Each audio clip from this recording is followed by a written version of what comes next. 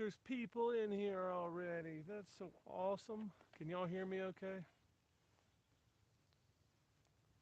I'm getting my laptop set up so I can read the chats. Otherwise, I'm not going to be able to communicate. You're going to watch my pretty face with my big.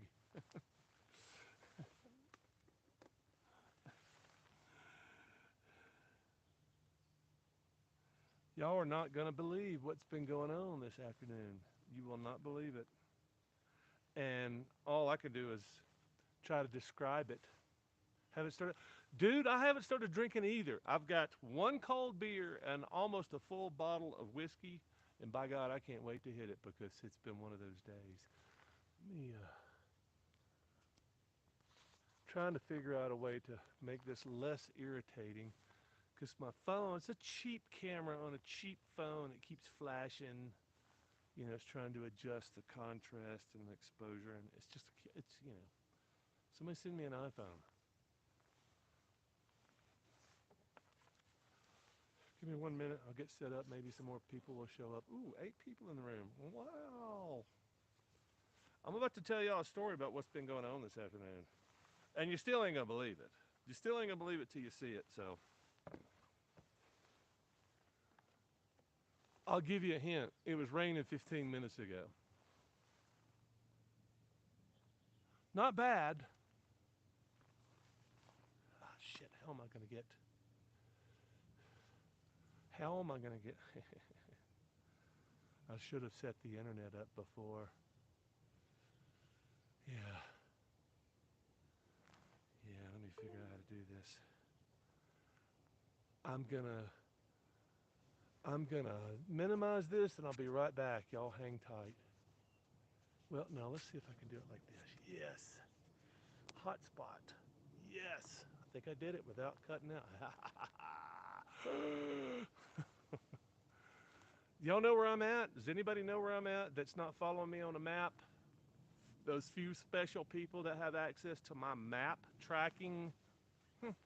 So none of y'all chime in. So does anybody else have any idea where I'm at? The people that don't know where I'm at on the map. Let me get logged in here and I can actually respond to chats and such. Y'all are not going to believe any of this. So I went around and I shot some video because I saw the clouds coming in. The clouds all coming in behind me and you could see them.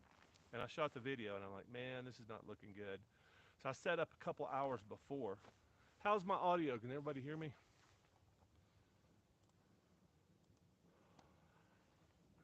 Everybody.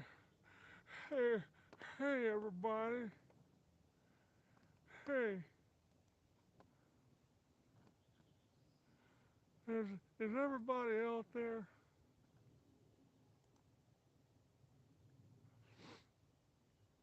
Okay.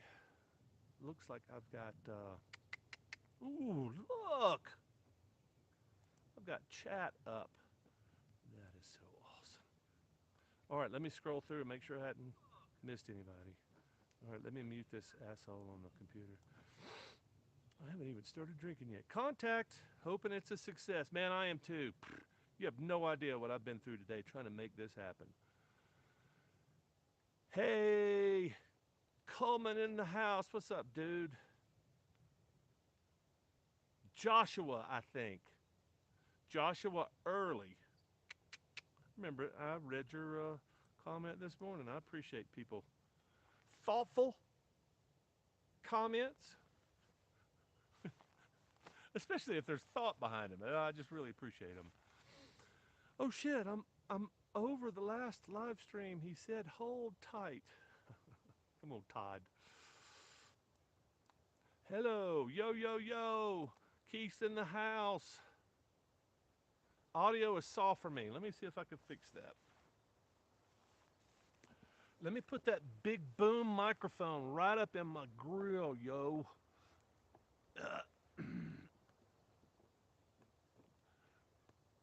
That's why I was planning on starting a few minutes early to get some of the bugs worked out, but man, It's been set up, break down because of the freaking weather. It's been insane today. I'm hoping this is going to be a little bit better. How's that? Is that any better? Can I get an amen? Can I get a hallelujah? Audio is soft. How to turn my TV up to like 65 in order to hear you pretty good. Yes, turn up the gain. There's not much I can do on the gain. All I can do is move the microphone in. So 15 people hit the like button. Yeah, what's up? Might just be my old ears. No, dude, it's my microphone wasn't very good. No audio listening on headphones. Yeah. Is anybody having trouble with? Yeah, that's right. Must be my old ears. Somebody give me a freaking hello something. Let me know the audio's okay. Oh, I just unplugged it. That would be a big no-no. All right. Oh, is that any better? I sure hope so. Somebody tell me I got good audio. Or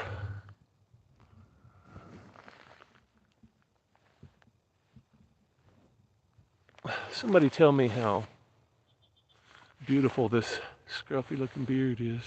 Anybody?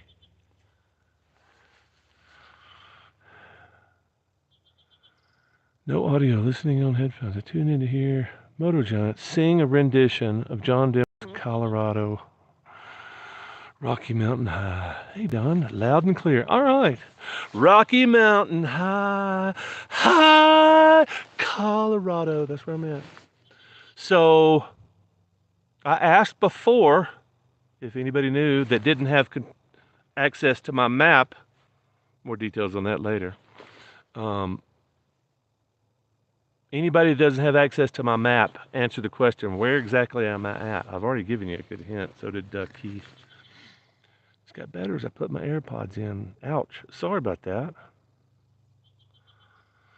So it's Brian and Keith and Gary and Todd and Mark. What's up, Mark? And Joshua from Coleman. Dwight. There's only one Dwight Ingram I know of, so it's got to be old school Dwight from way back. Richard, what's up, man? Wanted to acknowledge everybody that's shown up already.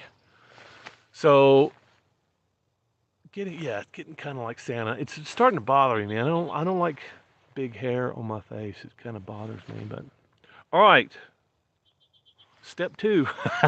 I've been waiting on this. So let's talk about the weather a little bit today. As I was trying to say earlier, I got set up 2 hours early. And I was out here going, yeah, this is going to be great. Got the nice mountains behind me. Got a pretty good sunset maybe going down. And about that time, I saw the clouds come rolling in. They always come in from behind. Luckily, I was looking at my phone and going, uh-oh, that's not good. And I looked, I was like, ugh. So I stood here, I was like, and then I heard the thunder. I saw the lightning.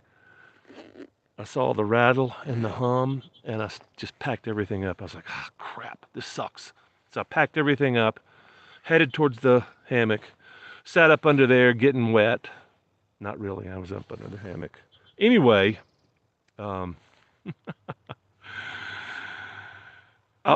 was the first storm. So the first storm comes through about 4 o'clock, and it's hail, a 1/4 inch of hail. They're, small hail, large BB size. Let me show you what they look like. That's what they look like. That's what's icing down my single beer that I have left, which is fine, but it's very, very cold. So this allows me to have step 2. Let me rinse all the ground litter before I get into it. But yeah, step 2. So I don't know if any of you guys watch Steve Wallace. He's the He's the god of stealth camping, and I only discovered him probably, I don't know, maybe a year ago. I started looking for other YouTubers doing stealth camping, and I ran into Steve Wallace, and I was like, wow, this guy's got like, he's got like 1 million followers, and his videos do 100,000. And it's just this regular guy that grabs his backpack and sneaks into the woods and does this little stealth camping. It's freaking hilarious. Anyway, I started watching him, and that's one of his things is get into the woods. Step one, set up your camp. Step one, step two, and this is step two. So props to Steve Wallace. Go check him out if you want to see the granddad of. Actually, here's the question: if anybody knows Steve Wallace and his channel. Who's been doing stealth camping longer, me or Steve? I don't know. I don't remember if I actually looked, but my first stealth camping video is on this channel. And I think it was stealth camping on the Blue Ridge Parkway, which was 11 years ago. So, but Steve Wallace is highly focused. He does stealth camping. That's all he does. I do all kinds of crap, so. Okay, let's look at, let me catch up on some chats while I sip here. Questions, answers, put them in the chat. Wow. I got more story of the weather coming, and you're still not going to believe what I'm going to tell you, so. Good picture, too. You must have really good internet. Better than last time, bro. Loud and clear. When he camps in the median between... Yeah, I haven't done that yet, but that's on my list. Just because I've seen so many. Shoulder of the interstates, median of the interstates, roundabouts. I've got my eye on quite a few things. I'm not all sure. I haven't watched 15 of his videos, so, but I've enjoyed all of them. Cheers to step 2. Hard to stealth camp with your schoolie. Yeah. Yeah, it's hard to back that thing in. Glad I could make it to the live stream. I'm glad you could too, ADV Glide. Venture Glide, thanks. Fell ass backwards into that one. Wow, what did I miss here?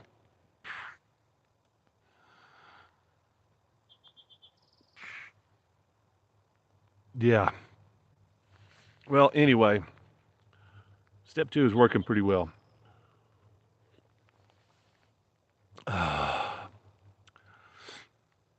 So are you sitting on a rock? No, let me show you. You're not going to see the whole picture until the movie comes out. But let me show you. I broke my chair. That Helinox that I love, I broke it about 4 hours ago. I was coming out here and checking out the spot, but let me show you my custom chair that I made. My custom stool. My live streaming stool. Let's take a gander. Hopefully I don't wreck everything in the process. All right, this is my custom stool, and it was pretty uncomfortable when I first sat down on it. So I had to take some chips at it, and now it's pretty damn comfortable. I think I could probably sit here for an hour, and if I can't, I'll take you guys for a walk around the camp. And it's raining again. It's just not raining real bad, so... Sitting on a rock. Did Itchy Boots loan you her starling? I don't know what a starling is. I don't know what a Mullabex is. You guys gonna have to do some explaining. Lucy, you got some explaining to do. All right. Yeah, as you can see, it's raining again. It's more like a spritz. I wouldn't call it a drizzle. If it was drizzling, I would probably throw something over the laptop. But in fact, I think I'm gonna throw my little pad over the laptop. Y'all have... Mullabex is a champ chair built for men. Yeah. Well, I'm interested. Keith is looking into the warranty on the Helinox. I snapped that motherfucker. It wasn't abuse. I have my doubts about the Helinox anyway. It's made of aluminum and plastic, and my butt is made of cast iron. And I'm under 300 pounds now because I'm fitting back into my pants, but yeah. So I've got my laptop covered with my little camp pad. I may have to put that up if it starts coming down any harder. So 4 o'clock was the big torrential downpour. I've never seen anything like it in Colorado. Quarter inch of pellet size hail. That the it turned everything white around here. Everything but the trees. If you look over across on those hillsides over there, everything was white except the trees. Hail doesn't stick to the trees apparently, like snow. Anyway, so that was about an hour storm, and it was rough. It was a lot of rain, a lot of hail coming down. My tarp even started filling up. I was like, what the hell's going on? I straightened that thing out yesterday in the rain, and it starts filling up. I'm like, whoop, and 3 pounds of freaking hail comes off this side, and it's touching my hammock. Whoop, on the other side, 3 pounds come off. I was like, wow, this is not a hail designed hammock, or I haven't set it up correctly. Anyway, so that was about an hour storm. It was pretty good. I was like, well, shit, it'll be gone. It'll be gone in an hour, and it was. Came back out here about 5 o'clock. I was like, okay, let me start setting back up. Started putting all the equipment back up, and then I filmed. I started filming. I was like, this is the elaborate setup that I put out here for you guys, so y'all could have a nice backdrop instead of a gloomy tent camp back there. Let's see if I can get a better shot here. Yeah. So that back there is Mancos, Colorado, small town, artsy fartsy, maybe 5,000 people, probably not.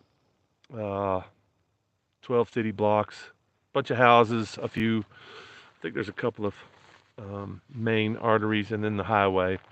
And then Durango's that way, about 20 miles. And all the fear or the anger and fury of the gods is right up there, just waiting to dump some more shit on my head. But I do appreciate the ice. Mullebecks. Yeah, I've never heard of a Mullebecks. So here's an interesting story that I'm going to share. Let me catch up on these.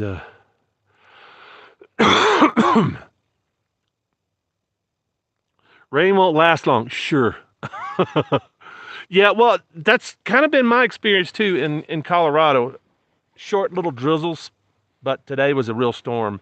And the thing that you're not going to believe, other than the fact that there was a 2-hour freaking deluge, or an hour-long deluge, is that I am about 10% down this forest road here. So there's a forest road that goes up the mountain, up to a camping area. There's a little bump in the road that takes you down another spur that goes down to a couple of small reservoirs for the cattle. So I'm 200 yards down this road. Well, all the water that came off this hill onto that road came down the road, took a turn into my camp, and went straight through my camp spot where I'm hanging my shit. Well, it's really in front, but I had to move some stuff to keep it from getting washed away down into the Gulf of Mexico. So, wait a minute. What is this going to join the Colorado? What does that go to California? You guys know more than I do about rivers. Mulvics, rain won't last long. Raining in Malta, Montana too. Is that where you're at, Philip? Very cool. I don't know Malta. Is that, what's that close to? Bigger town. I mean, I know there's not a lot of big towns in Montana, but I know a few of them. Can see some rain in the video. Yep. What beer is that? Today, ladies and gentlemen, we're doing 3-barrel Indian Pale Ale. It's a small brewery, but big beer. And they're located, I can't remember.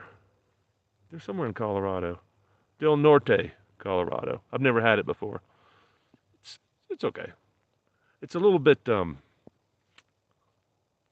smoky for my IPA palate. It's got more of a, what would you call that? A porter. It feels a little bit more like a porter than anything. Oh, hey Gary, how many days you expect to take you to get? Oh, Gary's gonna haul ass as soon as he gets his shit together. That's the problem. Get Gary getting his shit together. Don't forget about Mesa Verde National Park. It's awesome. Yeah, I've been to Mesa Verde. Too many people like in general. I love Mesa Verde. Um, I'd like to take the tours. I think the tours are like $20 or more. Um, but yeah, I would like to hike in there. I don't think you can go into the dwellings that are on the walls. I don't think you can go in there without a tour guide. So I think that stopped me last time. It was like 25, 30. It could be $60. I don't know. I don't know how long the tours, but not just that. It was like 2 or 3 hours, and I'm real weird about leaving shit on my bike in a parking lot. So just want to know. I want to know how you can be so unprepared and only have one beer to drink during. Oh, no, no, no. One beer. That's to get me started. That's all I had left from last night. I had a good night last night and the night before. That's for when I empty my beer. Uh, yeah, I saw some hazy IPA in the store down there, so I may wind up getting that. How? Yeah, dude, I am prepared. I may not have clothes and food, but I'm gonna have my beer. I'm gonna have something to drink or smoke or something. So, uh, that's not big. You gonna? Yeah, Gary's gonna haul ass because he's in freaking Texas, man. It's a freaking oven down there, or at least the last I heard. So he's gonna haul ass out of Texas, probably haul ass through New Mexico, and then he probably might take his time when he gets to Colorado. But I'm in southern Colorado, so nope. We'll camp out at Lake Meredith. What's your temperature right now there? It's changing. When I set up, it was high 60s. It was nice. It was beautiful. Sun was shining, partly cloudy, a little bit of a breeze. 67, 69 degrees. Clouds came in. It went from 68 to 48. Boom, and dumped a crap load of crap. Now it's high 50s, low 60s, maybe 60 degrees here. Slight wind, no biggie. Biting bugs are gone. See ya. If this wasn't around mealtime, I would pull my pants up and show you my shotgun blasted legs from those fucking Moab whatever that ate my ass up. Not just that, I didn't realize it, but they'd eaten my arms up too. I didn't realize it. I get bit by a mosquito. I know it. Within 2 or 3 minutes, sometimes I feel it. But these things ate me up and I didn't even know it. And I'm still suffering. I'm still itching. It's almost as bad as poison ivy. It's not quite that bad, but the welts are bad. There's a couple of mosquitoes up here, but that's all I've seen. It's nice. It's really nice. Um, that is the worst weather I've ever experienced in Moab, and I've experienced some shitty weather in Moab before. It's a furnace. Almost the whole time I was there was a furnace in Moab. I went down there. It was 2 nice days in the 80s down there. So 100 and something degrees in Moab, and you get up to camp, and when I first got there, it was nice. Low 80s with a nice breeze, and then last weekend it was 30, 40 knots with 60 knot gust, and we were gonna get the same thing this weekend. I was like, fuck this! I've got enough of Moab in my lungs and in my sinuses, and I had like a sinus infection for several days. I'm still coughing it up. So yeah, I was really over Moab, and it was beautiful. It was beautiful. Otherwise, beautiful. It was overcast one day. Otherwise, the sky was crystal clear blue with a few puffs that go by every once in a while. But it was too hot. I wasn't enjoying it. So Yeah, I wished I had more beer because I'm gonna get drunk on this whiskey because I'm thirsty. I'm a little dehydrated. 1835. You're not gonna bring a bunch of old bourbon here, are you? Ugh. It's been an oven here in Lexington for the past week, but we've had 2 days of 70s, back to her 80s and 90s the rest of the week. Dude, that's why I'm in Colorado. That's why I'm out west. That's why I love the Rockies in the summer because, it gets cold. Ooh, it's cold. I think I'm gonna go down in the valley there. It gets hot. Ooh, I think I'm gonna go. Oh, the hell, let's go up to Silverton. Oof. It'll be nice there. I've probably talked about this. Some of the folks probably have heard this enough to make them sick, but that's why I come out here. That's why I love coming out to the Rockies in the summer. I can escape the heat. It's beautiful, except when it's raining, and even then, it's nice. I got up under my tarp. I was like, "This is kind of nice, except it's muddy." Well, that's rain. So I'm gonna give it a few more minutes. I'm not worried about my phone, but I'm worried about the laptop, so I may have to shut it down. Yeah, it does this spitting thing. I'm just trying to protect the electronic components. Yeah, they're okay. So I got my laptop tilted like that, so nothing gets on the screen, and then I've got this little guy covering the keyboard, so nothing gets inside. So it's doing okay right now. But I mean, if I didn't have the laptop, I wouldn't be able to see what the hell. Yeah, no seams. You could see them mainly because they were circling, swarming in the sun. That's the only thing I can think of. I don't think anything that. I mean, there were some biting flies up there. The biting flies, I know when they hit me. I mean, it hurts. It's kind of like somebody just stuck a freaking knife in you, small knife, and just started twisting. It's awful. I hate biting flies. So there were some biting flies, but they just came through like the mosquitoes did. Just you'd see them briefly. Hell, the mosquitoes just kind of sat there. I was like, "Are you gonna bite me or what?" I didn't know what the hell was going on, so I finally just went boom and nothing. So I don't know what the hell the mosquitoes were doing, but something. I'm gonna call them no-see-em black flies because they were freaking eating me alive. I just didn't know it till the next day, and then I didn't know. I'd sprayed myself down. I don't know. I'd like to say it was a drunken haze, but I think that's kind of an overstatement. I don't think I got drunk. I think I was intoxicated by the fact that I'd finally gotten warm after what, 2 weeks of riding in the freaking chill. Ugh. Yeah, so I was really excited to get to Moab, and I think the first night I slept in my t-shirt and skivvies, man. I was like, oh, this is great. This is so great. I'm so glad to be here.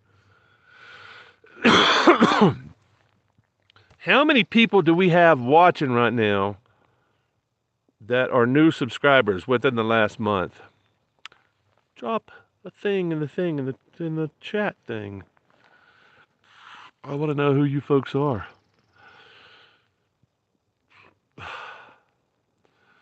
It's the pad for the Haven. Yes, the pad for the Haven is holding up. Um, I don't know who all I've talked to. I talked to Derek on the phone because I was a little bit concerned because I was having trouble with uh, the Safari pad had a slow leak and I couldn't find the leak, and so I left it. I took the XL pad with me for a couple of reasons. That fur, I like the fur, but I was worried about 6 months on the road having to wash it. I didn't want to do all that, and had the unknown slow leak. So I brought the XL. The XL collapsed the first night I was in it, and I panicked. And I was like, Derek, what's going on? I've heard some other people talking about the pad too. I was like, you know, let's talk about this. Is this a problem? Is this an issue? Is this a manufacturing thing? He's like, look, we've got a 3% failure rate, which is far better. I'm trying to remember the name of the manufacturer that's been putting out uh, camping pads forever. Thermarest. He said Thermarest has a 10% failure rate. I was like, man, I've had a Thermarest for 20, 25 years. I still got it. It works great. And I I had a big Agnes that failed. They sent me another one, and I haven't had any problems with that. Anyway, um, so Derek sent me a new XL since that's kind of what I preferred. I like the idea because it was holding up before whatever that dramatic failure. I mean, 30 minutes it was down. So he sent me another one to Key's house. I did the Michigan Circle, came back. Lake Michigan Circle, which was Michigan, Wisconsin. It was an awesome trip, even though it was cold and miserable and wet. Anyway, he sent me one to Key's house, picked it up. I've been on it except for one night in Casper and 2 or 3 nights in Iowa at James's house that you'll never know because he's private. Anyway, yeah. Other than those, what's that? 4 nights? I've been every night. Been perfect. But for those of you that don't know, that have never camped in a haven or a ground pad before, when the air cools down, your mattress is naturally going to go flat, and that's kind of what I was thinking everybody was dealing with. But I'm afraid that there may be some other people out there that have some other problems with their mattress. But if it's a real problem with your mattress, then they're standing behind their product. So I'm reassured. I'm comfortable with everything that's going on. So anyway, I hope that answers your question, Todd. What? The flood through your camp. Where is your sustained Mountain Creek water source? So my water source is Mancos. They got fresh water there, they got city water there, and they've got the Mancos River that runs through there. So I got a big bag of Mancos River water that I'm probably going to take a shower with. There's a creek around here somewhere. I went to the reservoir this morning. I hiked down there to the reservoir. I don't want anything to do with that. That looks like a small swimming pool of green death surrounded by cow shit. Yeah, and just I'd probably lose my boots going in there to try to fetch any of that. Anyway, yeah, I got a new filter. I'm still not that brave. Have you been doing a lot of cooking? No. You know why? Since I left Wyoming, fire ban. I knew it. I'm up here. There's a fire ban. Last time I came through there was not a fire ban in Colorado, or at least the parts I was in. And I'm really tempted to cook tonight, except I don't really have anything to cook. So yeah, what are you going to cook? How are you going to cook it? Am I going to cook shit over a little propane burner? I don't know, man.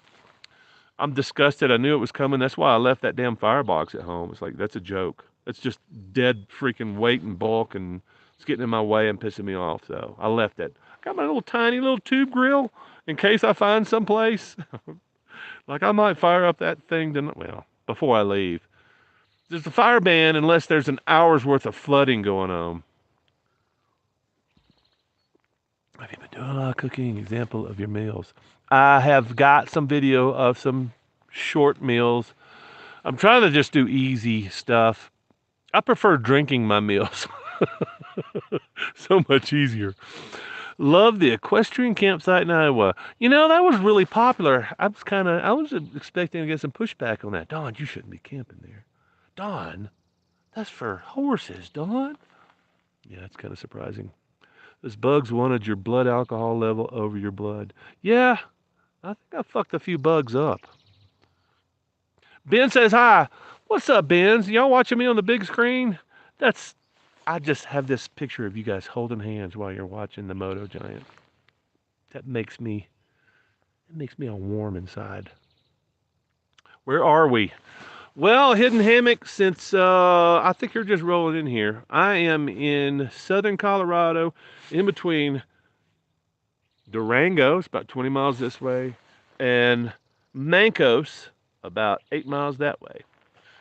And until the storm hit today, that dumped about a 1/4 inch of, let me show you this again, because this just never gets old. This is the ice in my cooler. It fell on my tarp and I collected it in a big handful, so I threw it in my cooler, and it's keeping my whiskey cold. Hidden hammock, yeah, that's where I'm at. Yes, big screen. Am I larger than life? Do I look more real on the big screen than I did when I was sitting in your living room a few weeks back? Thanks for having me out there, y'all. I appreciate both trips through the suburbs. Getting close to the end of my India Pale Ale. I'm going to have to pour me a toddy. All right. That was the beginning of step 1 or step 2. Hidden Hammock knows all about step 2. Yes, true or false? There's a few other people on here that are watching that know about step 2. But I know Hidden Hammock knows all about it. He's a stealth camper. Hidden Hammock, you're in the UK somewhere, I think. Or am I confusing you with somebody else? I'm sorry, man. I watch so much YouTube. I try to keep up with the folks that are doing something interesting. Hidden Hammock, I think you're the same dude that started the Stealth Camping Alliance. Isn't that you? Isn't that you? Isn't that you?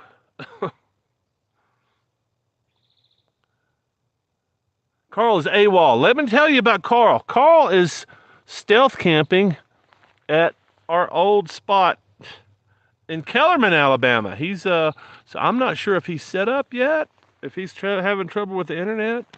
I don't know. I don't know what's going on with Carl. But let me see what the condition of this whiskey is.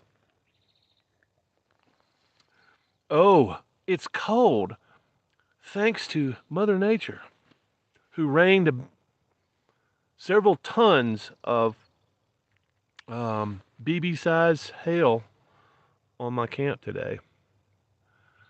Okay, Moto Giant, I'm going to book a stay in Williston Beef Campground for Powell River. We'll keep you informed. Step 2 started in Alberta. Yeah, what's up, Neil? Hell yeah, man. Book a stay. New Zealand. Okay. Hey, sorry, man. Like I said, I try to keep up with everybody. I knew you were not in North America, so I got close. Yeah, you're all over the place out there. I've seen a few of your videos. You're hanging off the edge of cliffs and stuff. I think that's pretty cool. There was a campsite up the road that you would have loved, and I thought, yeah, this is great, except it was too close to the road. It was hanging in between two trees, so half my hammock would be dangling over a cliff that was maybe 20 feet down, and it bounced. So I figured, man, I'm gonna lose my wallet, my keys, my helmet, and I'm gonna get dusty, and I'm tired of dust. Anyway,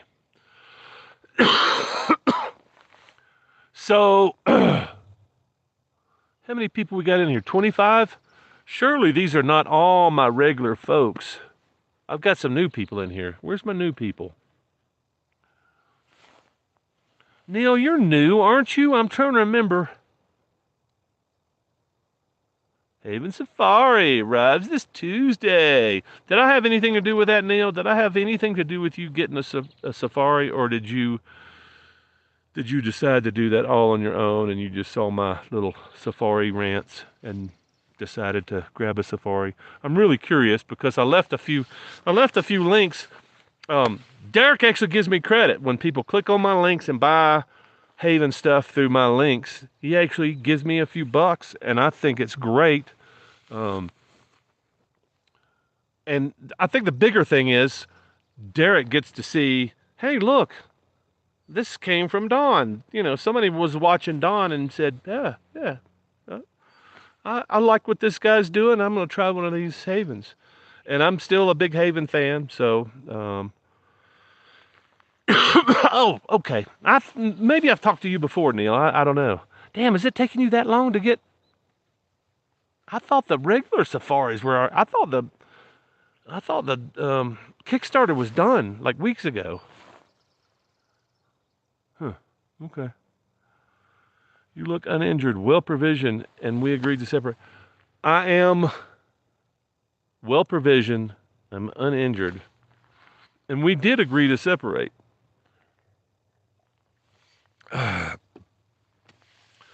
Um,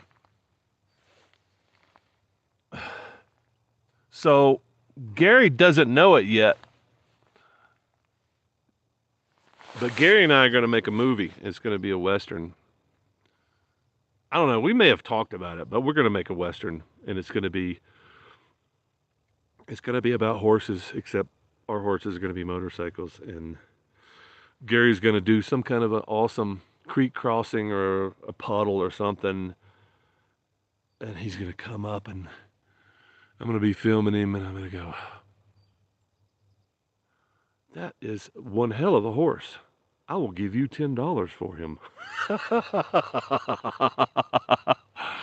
uh, mm. I missed you in Michigan a few weeks ago. Planning a trip in the Upper Peninsula next month. Yeah, I think your timing's better than mine, bro. Yeah, I would like to meet up with some folks that anybody that's interested in hanging out and camping. I don't know how far out of the way I'm going to go for a beer and a meal, but that's all that's on the table. Yeah, I'm not sure how much time I want to spend in town. So anybody that's interested in the Rockies, anywhere that I'm going, Rockies and West, um, I'm interested. So hit me up. Got my haven after watching you. What's up, Phil? Hey, man. Yeah, of course you didn't click on my link though, did you? I'm just giving y'all hell, man. Supposed to get a free T-shirt or something for your Kickstarter. Yeah, I don't know too much about the Kickstarter stuff. Don't forget to hit that thumbs up button. Yeah, thanks, Richard. Out west they have those wild Mustangs. It would be cool if you could camp near a wild Mustang herd. Dude, I tried. Let's see, what was that? 2016, 2017.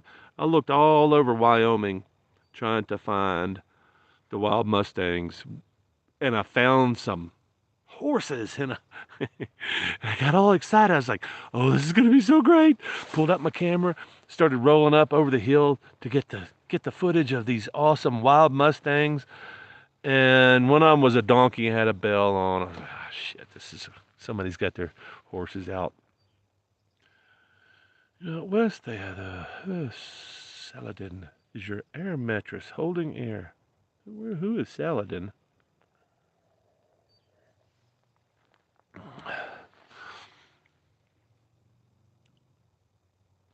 Gonna do any bunk a biker stays this trip? I've already done one.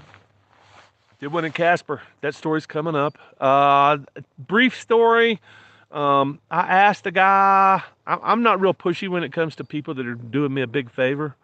So I asked the guy. I rolled in. I was like, "Hey man, I really want to start doing some stories of the bunker bikers thing." So I'm rolling out of where was I going? I'm rolling out of Rushmore, and I'm heading towards Casper because that's where Garrett Peterson is. I talked to him a few days earlier, and he's doing some stupid shit. You'll see that coming up pretty soon. And if you can't wait, look up Garrett Peterson, find him on Instagram. You'll find out what he's up to. Anyway, so I was like, dude, I gotta come interview you again. Do a quick you know thing before you kill yourself in this stupid adventure you're about to join. And I start heading his way, and even gave him my map information. So he's watching me on the map, and I get close to Casper. I was like, "Hey, dude, I'm like 3 hours out," and he's like, Well, I was like, "You got a place to stay, right? I mean, I could stay at your place or in the backyard." He's like, "Nope, I'm couch." Basically, he said, "I'm couch surfing."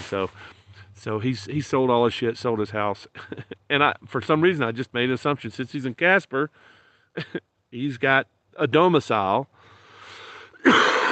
So anyway, I'm running from the rain and the cold in Rushmore, South Dakota, and I crossed over the border. I was like, "Oh, bunker biker. Let me find somebody I could shower, get my clothes washed, be indoors for at least one night, so I can figure out the rest of it." So bunker biker, check. I will eventually get the bunker biker story. Somebody's gonna go, "Yeah, no, I always wanted to tell this story," but I didn't get this impression from this guy, so I got his lady opening the garage door for me. It's kind of interesting, but yeah, hopefully we'll get more of that coming soon. Mark Twain National Forest this afternoon. Camp, loving the content, man. Yeah, what's up, Dev? Set destination right now. Yes, I have a set destination. The Rockies. It just so happens I'm here. No, I don't have any set destinations. I'm all over the map, man. But I will tell you, I'm a nomad in the summer, man. I like cool, dry air as much as I can get.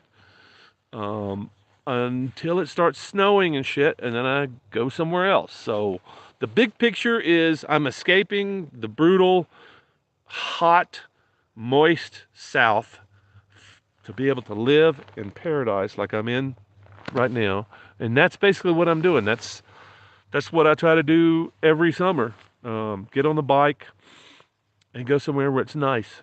And when it's not nice, like it was in Moab last week, I go somewhere else. It was hot. It was windy as fuck. I swallowed a pound of dirt because it's miserable. It was a furnace. I didn't want to be there. So guess what? I got on my motorcycle and I went to Southern Colorado. It's been nice every day since then. A little bit of rain till today, and then it was the monsoon. It was just insane. So that's Moab coming out of my lungs, by the way. Um, so I hope that answers your question. My destination is completely unknown.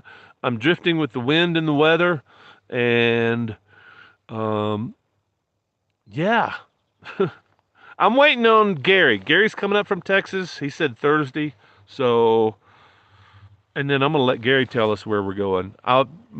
My big thing right now. As soon as Gary gets here, we're going to start talking about the Western. We're going to shoot a Western. So if anybody's in the Rockies right now, wants to be in the Rockies, come join us. We're having a blast. Well, I'm having a blast. Gary's stuck in Texas. He's probably melting. He's probably melting. He's probably a little goo on the floor. I don't know. Gary, you still in here? Gary's down for a good Western. He just said that. Soladine, Phil. Okay. Easy to find wild horses in Nevada. Says Brian. Like jackrabbits. How's your clutch cable fix holding up? Unbelievable. $15. Best 15 bucks I ever spent. I think I'm going to go get another kit just to say I've got another kit. That way, the next time somebody rolls up, it's like, hey, my cable broke. Oh, I don't know what the hell happened. I go, bro, I got a little tin full of magic here. $15. My hammock camping trip is going to be with my Lextric XP 2.0 in a trailer. I may try to film it, but I only have cell phone and cheap GoPro type cam. Dude, don't worry about cheap shit. I just filmed. It's coming up. I'm leaving Tetons, and I said, man, my batteries are all dead, and it's been raining and windy, and that's why I was leaving. It's cold, rain, and wind. Those are the three. I don't deal with those. So I was like, okay, I'm out of here. I'm out of the Tetons. It's beautiful here, but fuck this stuff. So I get on my bike and I'm like, oh shit, all my batteries are dead. I'll charge them on the way. But I was like, oh wait a minute, camera's wide open. I can film, and that's so. The whole day of me riding, I filmed nothing but I actually got some footage on the DJI on the Osmo. I filmed some on the Osmo, but you probably won't see that unless you're a supporter. Anyway, the whole day is filmed with my camera phone. So you don't need expensive shit, man. I don't have a single expensive camera in my collection. I've got a bunch of stuff that's probably out of most people's budget. You know, most people are not going to buy a $400 GoPro. I'm down with the whole cheap action camera. I'm completely down with it. But most of what you do on a motorcycle is about your story. And you can tell that on this is a $200 phone I'm live streaming on. So I'm very passionate about telling your story, and very passionate about not having to spend $20,000 on the red camera to film it. Most people buy $2,000 worth of equipment and never learn how to edit, never do anything with their footage. They throw it in a jar a desk. So I'm very passionate about that because I've seen this happen 200 times. And I'm not kidding. I've seen it 200 times. I got I'm going on my venture. I feel it. It's like, where's the stuff, man? I want to see your stuff. Well, you need some help editing? Well, did you shoot any footage? Yeah, got okay, well, shoot the shit and post it. Put the stuff online. Share the stuff. Share your adventure. It's going to be your first one. It's going to be a wreck. Get a freaking selfie stick, that's what this microphone's sitting on. Selfie stick. $15 selfie stick and a $200 stupid Motorola camera, and you're in business. You can make your adventures happen. Editing sucks. That's a that's what's going to stop you. It shouldn't be your cameras.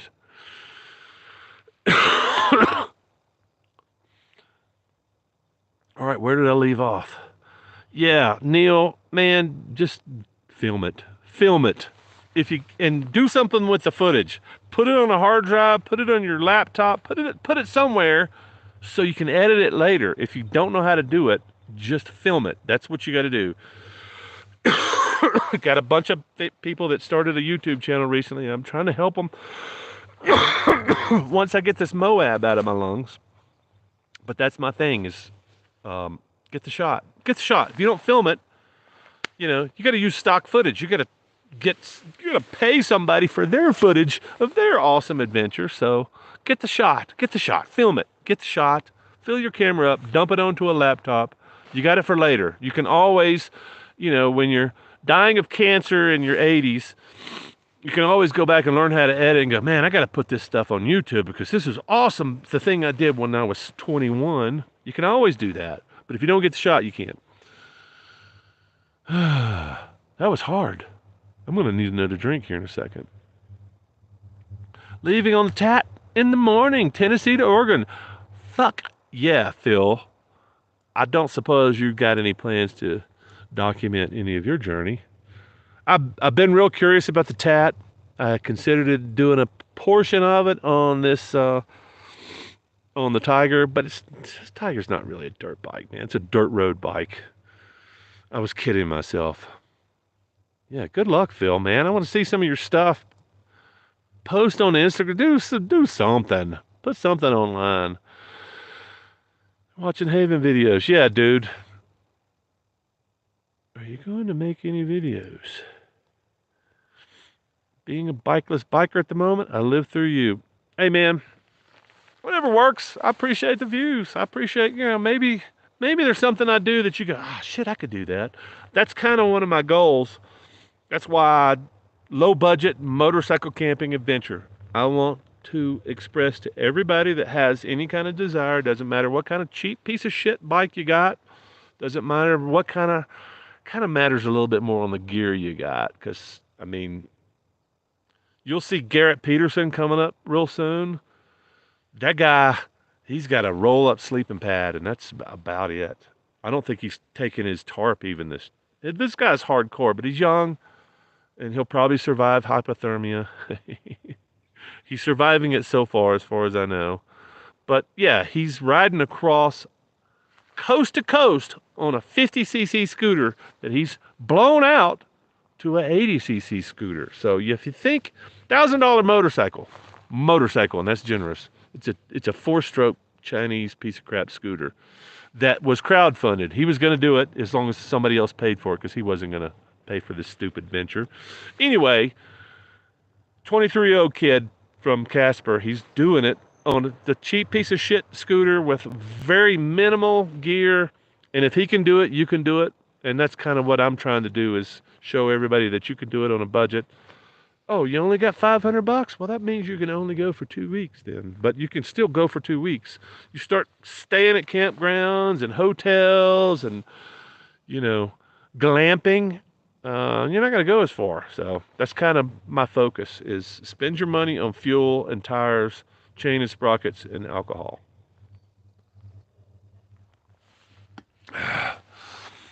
Bikeler, I want heated gloves. Fuck heated gloves. Get some heated grips. Better to have heated grips than heated gloves. Yes, yes, yes. I got heated grips. They are great. 102 today in Weatherford. I'm sorry, Gary. I guess that means more motivation to get on your fucking bike and get up here. World definitely plenty of wild horses in Nevada. Yeah, I haven't spent that much time in Nevada. Maybe this is the year. My Costco 29 buck special is going with me. Goodyear blimp and take a ride. It's on my bucket list. I bet it's like 300 or 400 bucks to get on the blimp. I'm on the low budget motorcycle camping adventure. That's not falling into place. GoPro look-alike. Yep, I've got one that's probably, golly, that thing's probably a decade old. It still runs. The battery's weak. It's got a Sony sensor in it, which is it's a beautiful picture. Um, Needs to be color graded, but it's a beautiful picture. Sony sensor. I've had it for years. It still works. It doesn't hook up to Wi-Fi like I would like it, but it's my standby. It's the thing where it's like, okay, this camera's dead. This camera's dead. Here's my backup. It's a Yee. Now they're, golly, I think they're like 200 bucks now. But back in the day, I think I bought it and a fancy accessory kit for like 70 bucks. Finally got my action cam. Picasso riding footage coming in the next weeks. Can't wait, Todd. You need a laptop to edit. You need something to edit. If you can edit on a phone, but man, God bless you. If you can do that, you're a young man with tiny little fingers. I can't do it. I would rather put a gun in my mouth and eat. I'd probably shoot myself in the mouth 3 times before I tried to edit a video again on maybe a tablet. I don't know, maybe. Neil, editing is a topic all in itself, man. You just got to figure out what you can do with your equipment.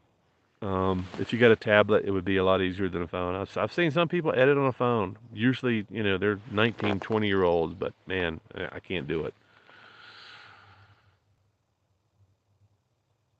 Agreed. What are we agreeing to?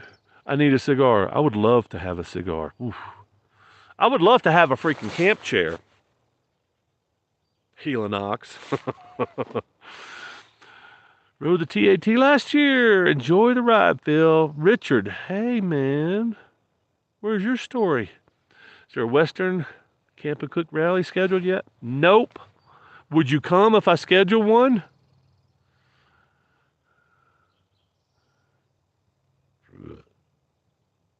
After July, I'm keeping my eye on the local Honda dealer.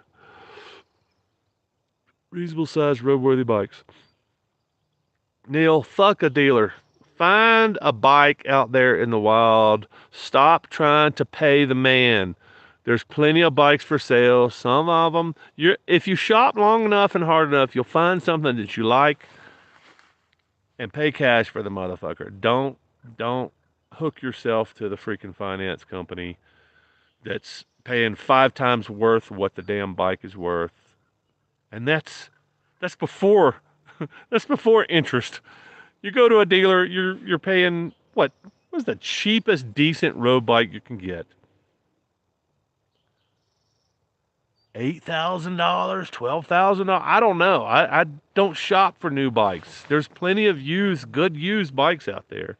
I bought one that broke a clutch cable after 10,000 miles, and somebody got all upset. I was like, okay, what you pay your first 6 months? I've already paid for my bike.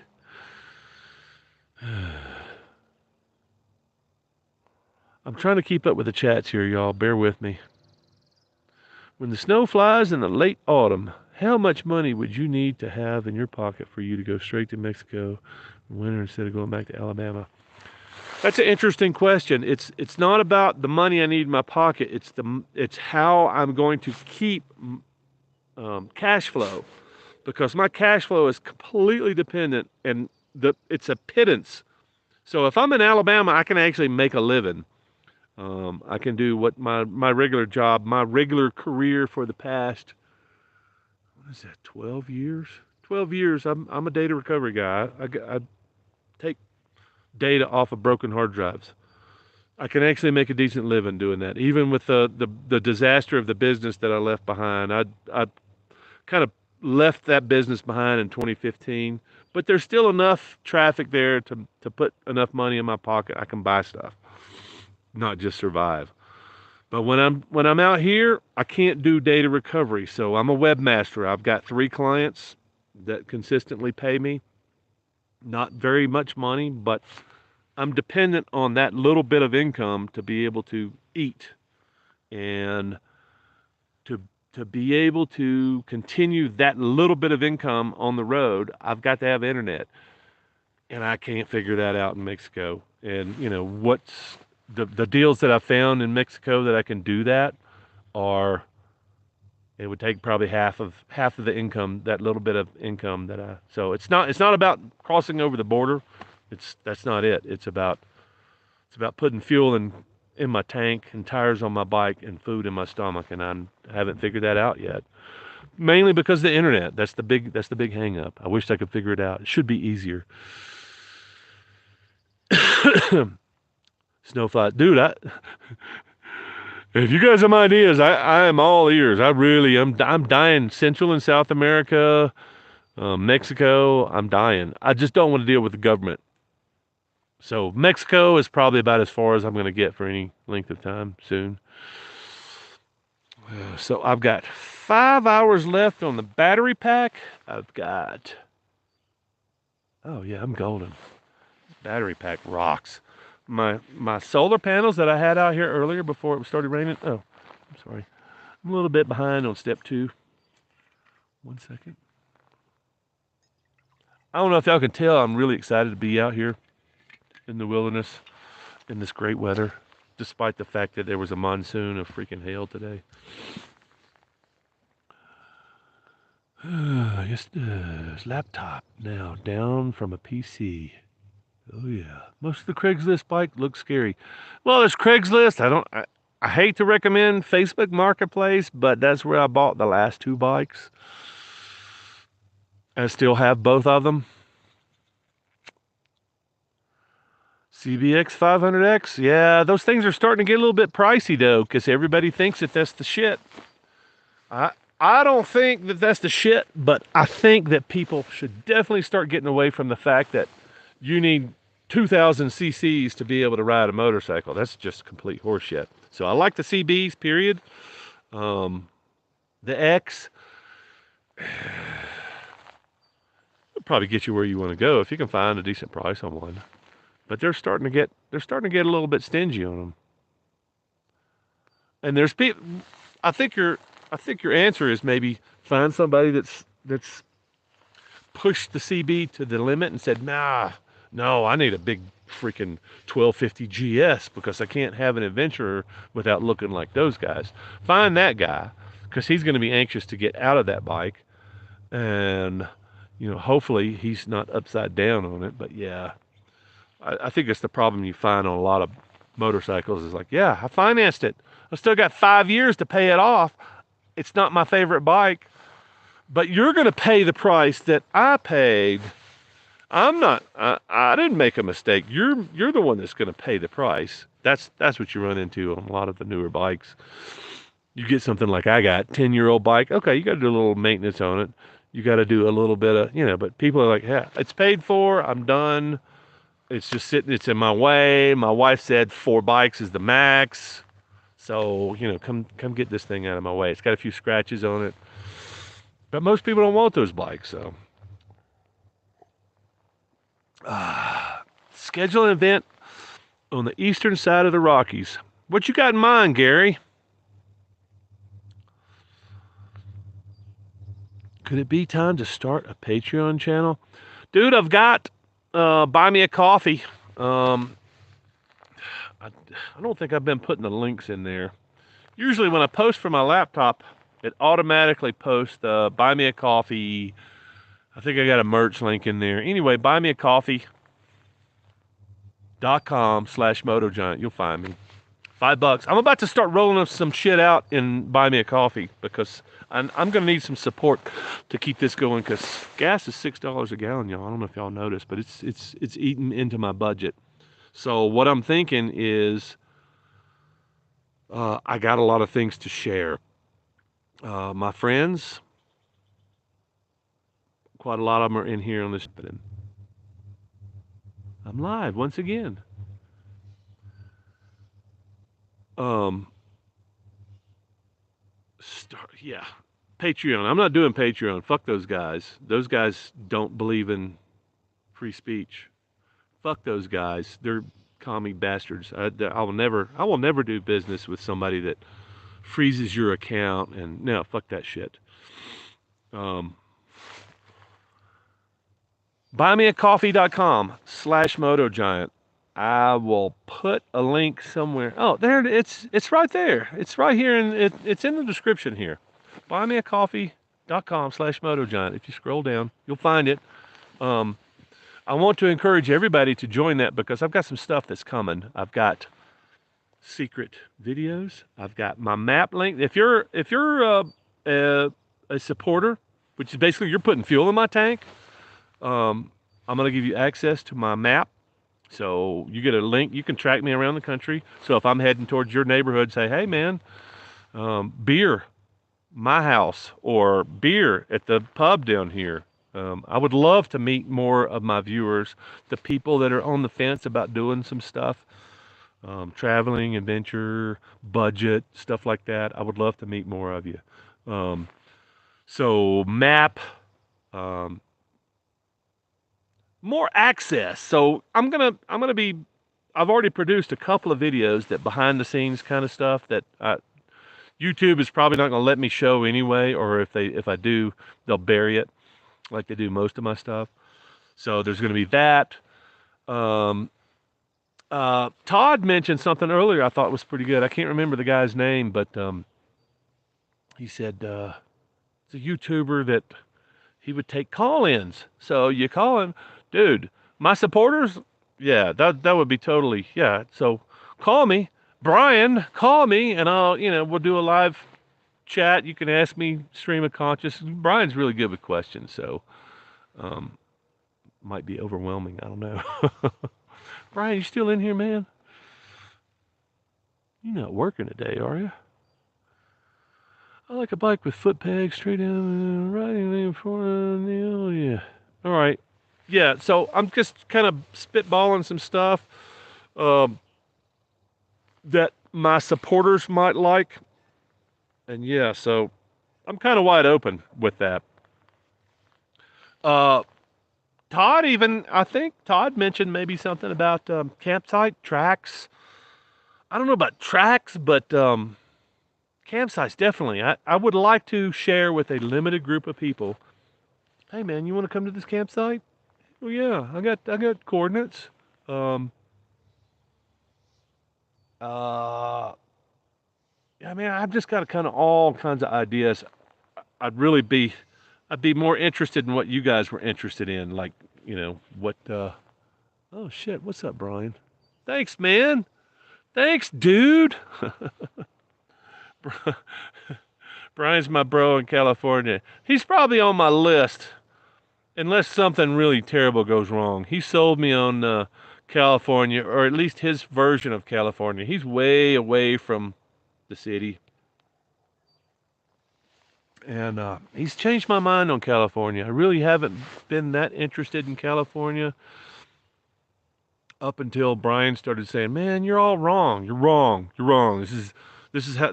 Let me show you." And that's kind of so. Brian's World. He's got a YouTube channel and he makes awesome videos with his freaking cell phone. That's all he uses, as far as I know. I mean, he's just rolling down the road going, "Hey, here's this bridge. Here's this bridge, and I'm drinking a beer on it. And here's this awesome trail." He's taking his big freaking hopped up Harley. He's got a 4-wheel drive Harley that he's got a big Ultra that he's jacked up, and he's got big knobby tires and roll cage and yeah, big boom box so you can hear him coming. He doesn't have loud pipes. He says he doesn't, but you can hear his boom box. So Anyway, so yeah, Brian's on my list for this summer as destinations. I think he's even said he might loan me out one of his Harleys. I don't know. He might change his mind before I get out there. How'd you do that, Brian? Still going, huh? Get sidetracked. Spaz, what's up, man? Dropped my bike first time for the GS. Well, you gotta break that damn thing in, man. Are you hurt, or is the bike hurt, or is it just covered in mud and your pride's injured? Everybody's been wondering. It's like, where's Spaz? Where's Spaz? Like, he's out stealth camping. I don't know if he's got internet problems. Yeah, dude. Um, I'm having fun. So, Cerro Gordo. Don't even start with that. I love that guy. That is a destination. But fuck, man, I don't know when I can get up there. It's Death Valley. I don't know if that kind of. I've been through Death Valley before in October, September, October. It's fucking hot and miserable. Yeah, y'all throw me some super chats, man. I'm all about that. I hate splitting 50-50 with YouTube. Fuck YouTube, but, you know. I'd much rather y'all go down and throw me some cash and buy me a coffee. I can't. I think it's like 2 or 3%. I mean, they're reasonable people.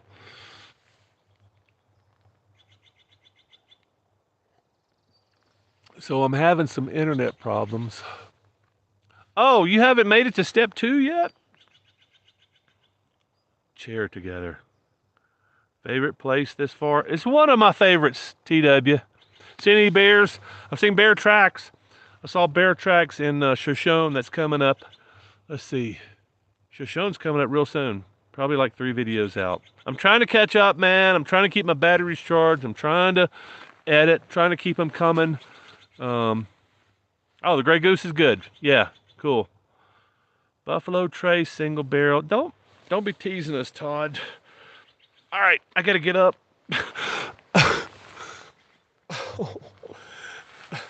My ass is falling asleep. I'm serious. Hey, check this shit out. I do have some merch. It's not great. Damn this jacket. I love this jacket, but it's showing its miles.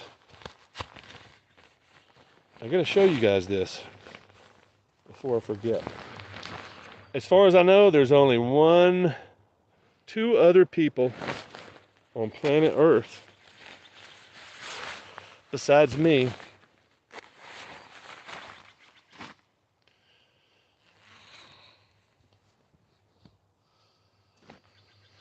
that have one of these, and one of them is watching right now. Oh, yeah. Oh, yeah. That's right. You can have one of these sweet, sweet, soft teas too, and they're only like $70. I wished I had a better way of spreading the love out there. I would love to sell you a $15 T-shirt and me take $1, but those guys aren't out there anymore. But check this shit out. Not only do you have one on your breast, but you got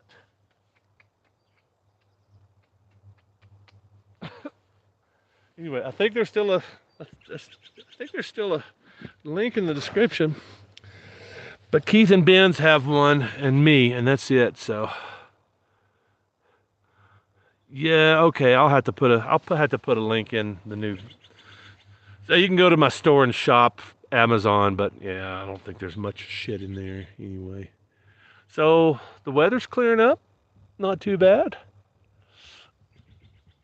It was supposed to clear up like 3 hours ago, but I got rained on, and I was going to do a live stream from underneath my tarp. That's how bad the weather was. I was like, man, this is going to suck. It's dark. It's depressing. MMV in Washington in August. Are you interested in going up to Washington, Gary? Because I'm not opposed. I like Washington. The coast is amazing. I like the forest better than the cities. Hell, I went to Seattle, I was impressed. That's a nice town. Buy me a coffee. It might be pumpkin spice. Yeah. $3.95. Bottom to top.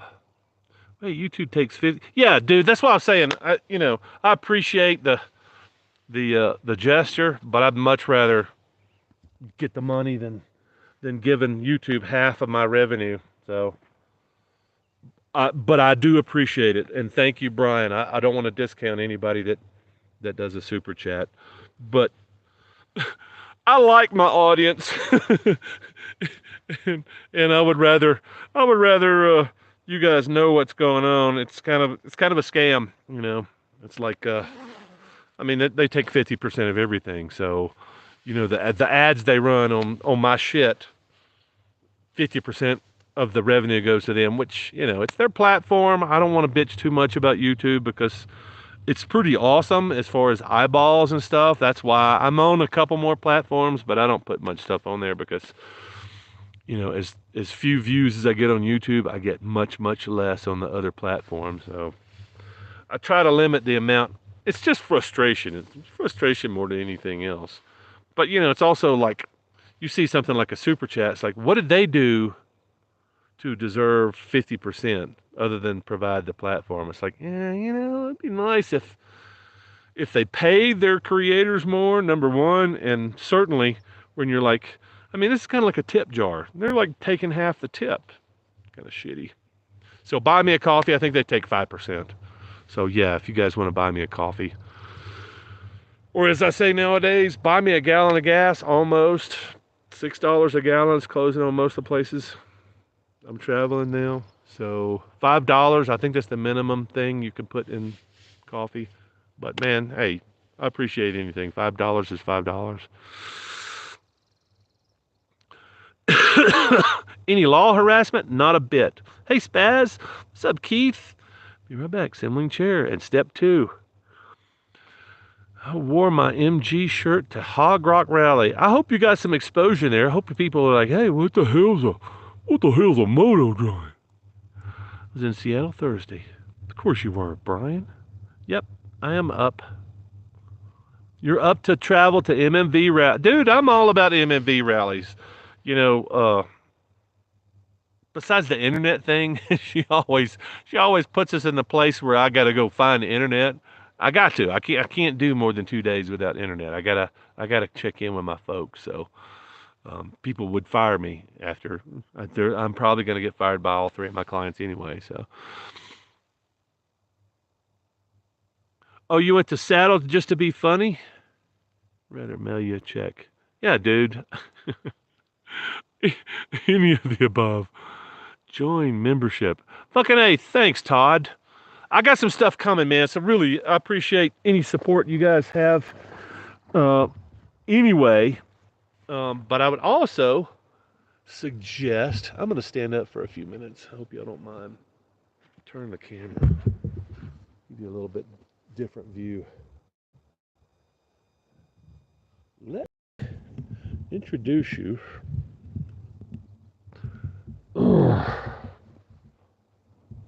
Let's walk around a little bit.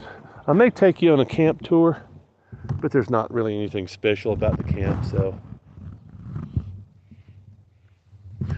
give me a second to get some technical difficulties ironed out here, y'all.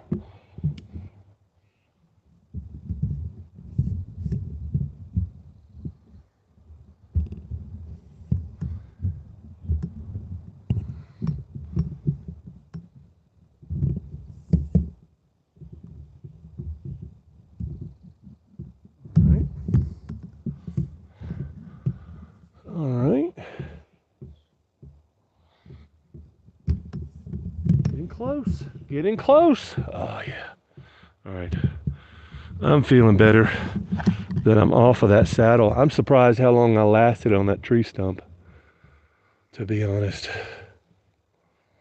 All right. Pictures okay. Audio okay. Is everything cool? Let me get my step 2. Hang on a second.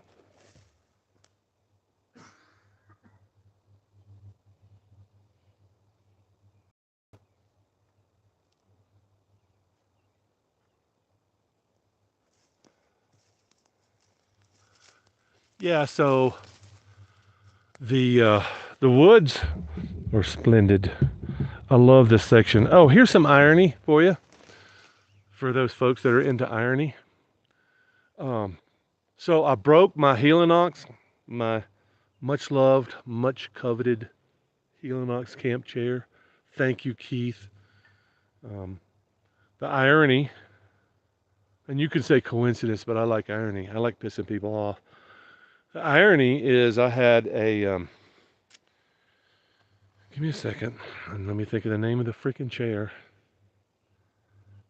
Much loved, much coveted, shit, I can't think of the name of it.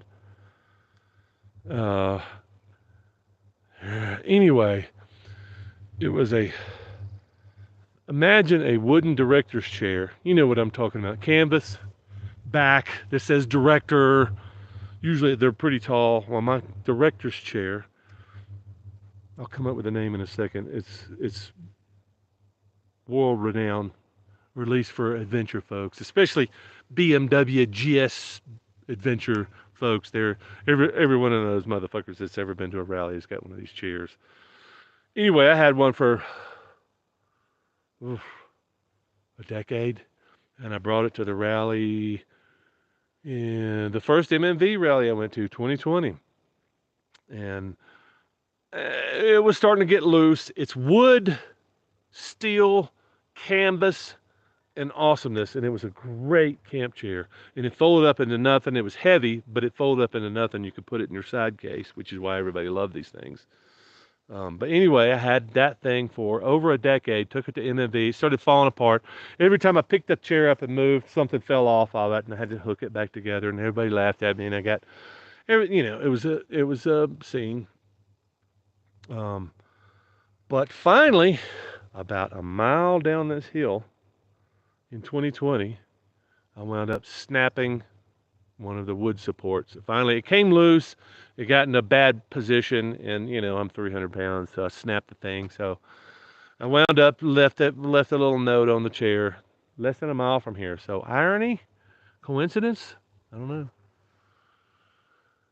Oh, anyway, just thought that was kind of interesting. This forest here breaks chairs, not me. It's not me. I didn't do it. Helinox.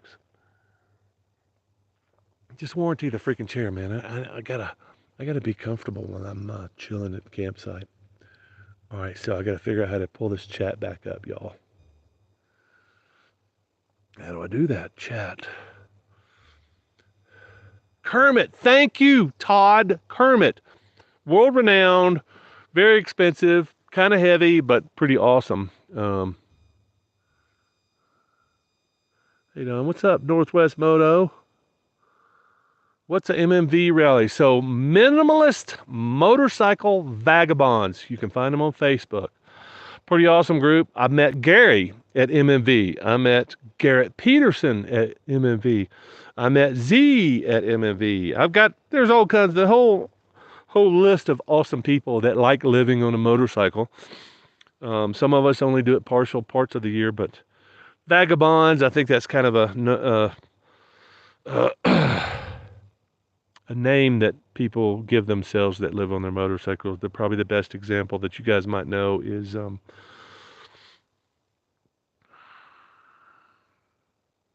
damn, help me, Todd. Help me, Todd. Kermit. It's like a Disney background. It is a Disney background. If you could see the unmelted, it looks like snow-capped mountains back here, but it's really the sprinkling, the quarter inch of hail that we got about 4 hours ago. Yeah, Northwest Moto. I'm not really sure. Gary's got the details, maybe, or at least go sign up. Facebook. I hate Facebook too, but MMV's a pretty good, interesting group, and they do awesome rallies, and you'll meet some interesting people. And probably Gary and I are probably going to be there. Coinky dink. Yeah, it's a coinky dink. Sorry, not Washington, but in Oregon. But Oregon and Washington, all the same. August. Where are you? Got here late. TW, I am in between Durango, Colorado, and Mancos, Colorado. So 20 miles back behind me is Durango, and about 8 miles this way is Mancos. So pretty pleasant day, other than the flooding. Yeah, I'm hoping this video will be out in a couple of weeks. You're just gonna blow your mind how much water comes through my camp. It's like a small river that just went. It turned right or it turned left and it just went whoop, and I moved some stuff out of the way before it got washed down into California. Yeah. Yeah. DMV. Yeah. Scooter Tramp Scotty. Thank you.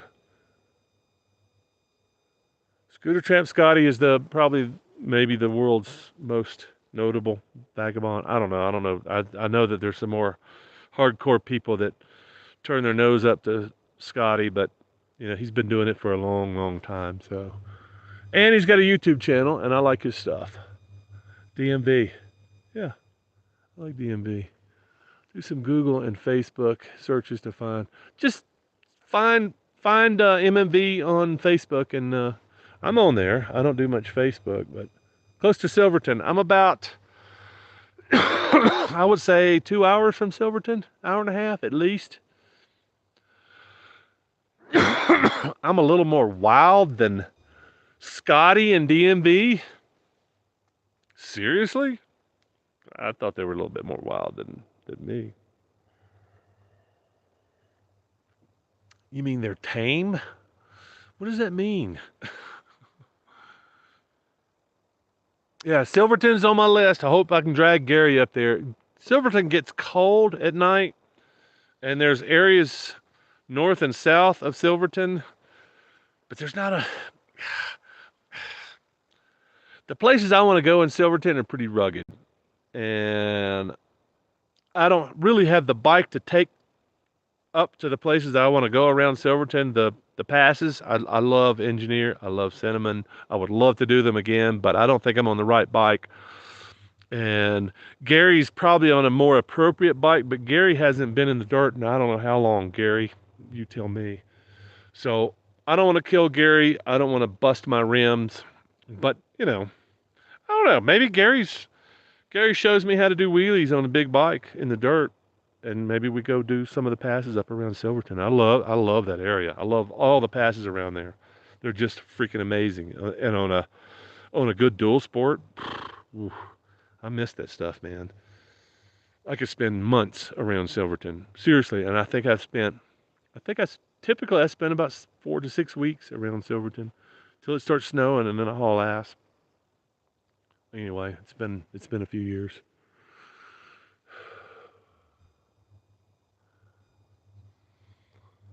Live chat. What happened? Are we still connected? I don't see. Great Plains Camp just south of Silverton. Yeah, me and you are going there. Uh, it's outside of Ironton. Are we talking about the same place? I did that in 2020. Me and Dingy Madoo. Can't remember his name. Tim. Yeah, Tim and I camped there. Had a blazing freaking campfire while everybody else had a fire ban. I mean, they didn't arrest us, so yeah, pretty much everything around Silverton is just freaking beautiful. It's the camping that's hard because it may only get up to 65 during the day, so that means it's going to be in the 30s at night. So, I mean, I'm okay with the cold. If Gary is, Gary's a pretty tough old bird. Yeah, there's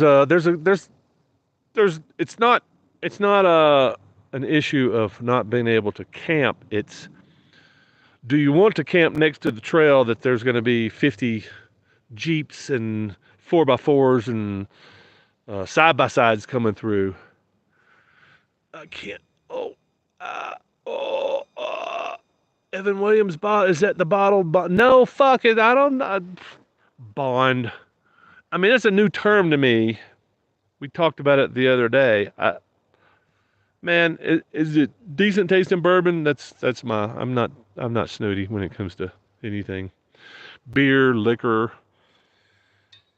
food. I'm kind of snooty when it comes to food. It's like shit, man. I paid $15 for $20. I could have had a decent meal. Yeah, I'm kind of snooty when it comes to fast food. I don't like fast food typically.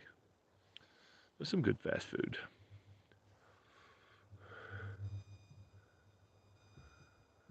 Okay, MG personality quiz. Rosie O'Donnell. Here we go. Amber Heard and Betty White. Marry one, snuff out one, and smash one. What are your choices? I love Betty White. Why is she on the list? What's up with Betty White? What? Are you hating on Betty White, man? I think she's dead, but I'd still probably bang her. I mean, heat her up, put her in the oven. That's gonna get me banned from YouTube. I love Betty White. Come on. Why is she on that shitty list? Rosie O'Donnell and Amber Heard? Holy crap. How'd she make that list? Come on, Keith. Ugh. All right. Let's move around a little bit here. See if we can get a better shot.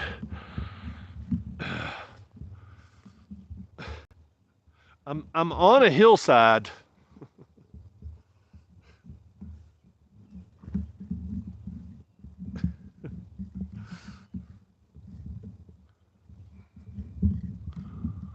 All right.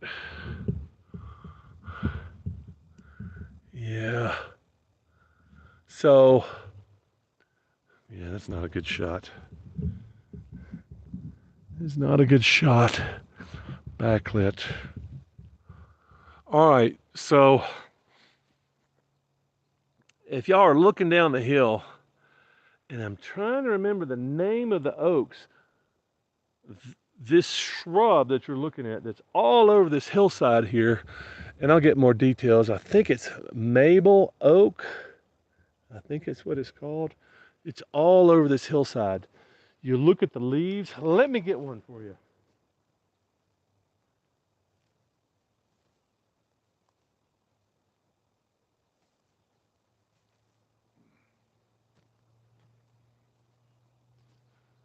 So, most people would recognize that as an oak leaf. It's a small one, but that's an oak leaf, one of many varieties. And I can't remember. I started looking up. It's like, what the hell are these little shrubs that look like oaks? It turns out they're freaking oaks.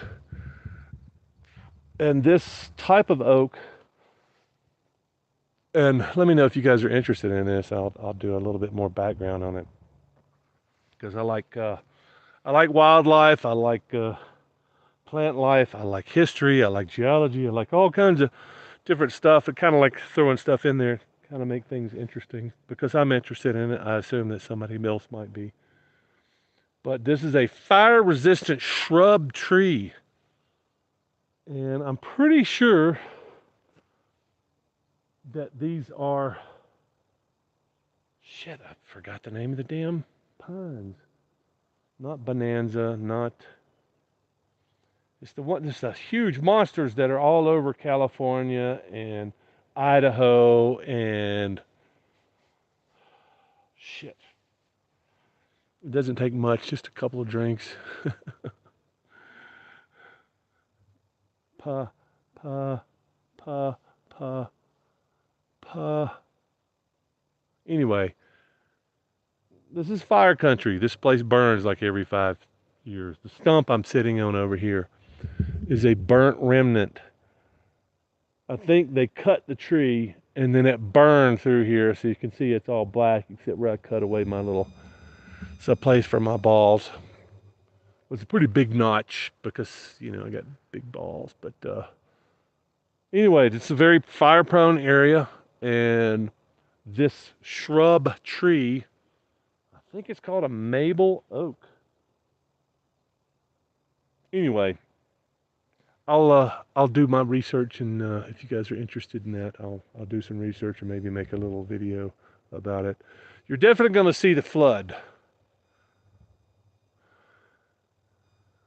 I can't see if anybody. Ponderosa, thank you. PPP Ponderosa. Jeez. I don't know. Lodgepole. Nope. Very good guess though. They don't look like ponderosa though. If you look at them, they're pretty small, but they're fire resistant. Ponderosa is very fire resistant. In fact, it's a ponderosa, and I can't remember the other tree. That's the big tree in California, the redwoods. The redwoods, ponderosas and redwoods. To be able to reproduce, you got to get burned. So they don't drop their pods until the fire comes through. But you can see there's a lot of fire has been through here in the last few years. But anyway, so I think I'm gonna sit my ass down. Unless you guys want me to keep traveling, I'll keep drinking. I want to do a camp tour, but I don't want to leave my laptop here because I can't follow the chat. Let's do that. Let's see how well the internet holds up. I'll leave my drink here. See how well, how gracefully we can walk through the woods with a big freaking tripod.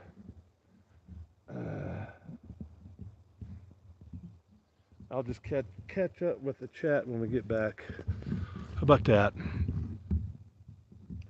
Let me see if I can collapse these legs at least. Maybe, yeah, that's a little bit better. All right, so you got to get Fluffy. Fluffy's going to be in the way until we get back a little bit. I'm going to try not to fall. This is one of the most bizarre things I've ever done. All right, that makes it a little bit easier. Let's see. Yeah, that's not too bad. All right, so I'm going to show you the river that got cut through my camp earlier because I think that's interesting. Let me flip the camera around. That way. Yeah. Y'all bear with me till we get back to camp.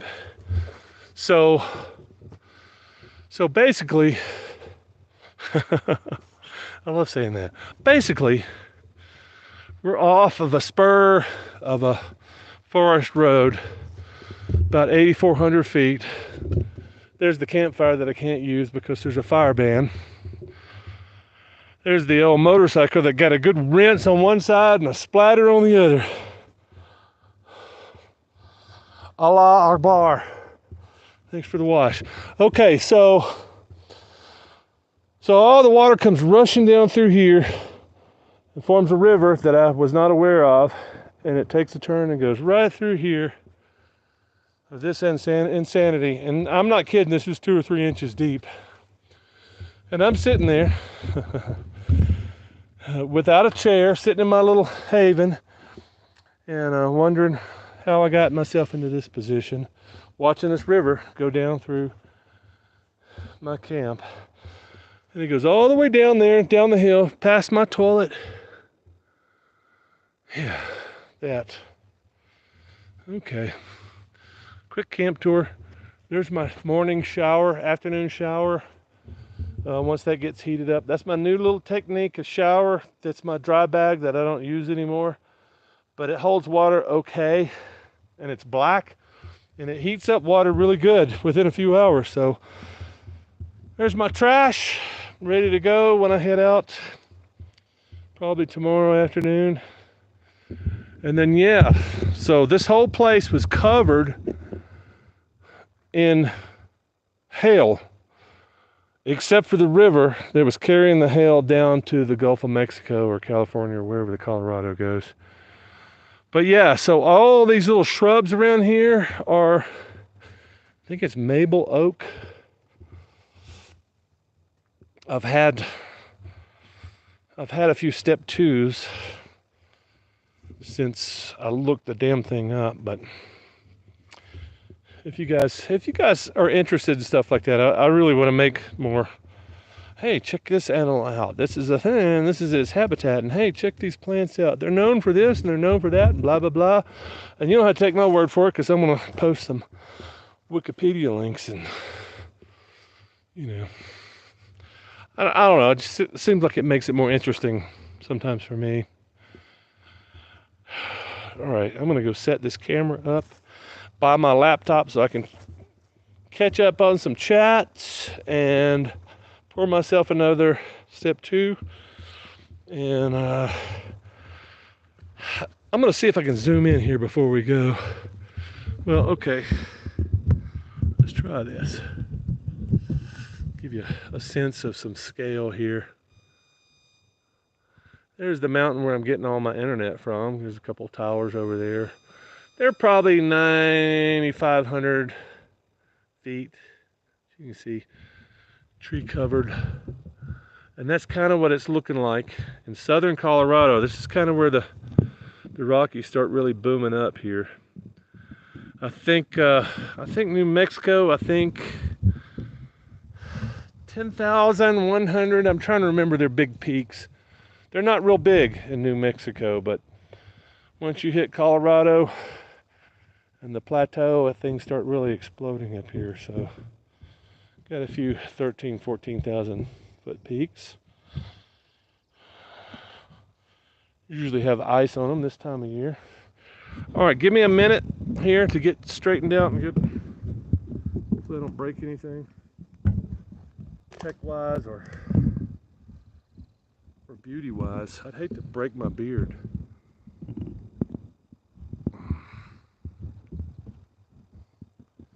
All right, coming in.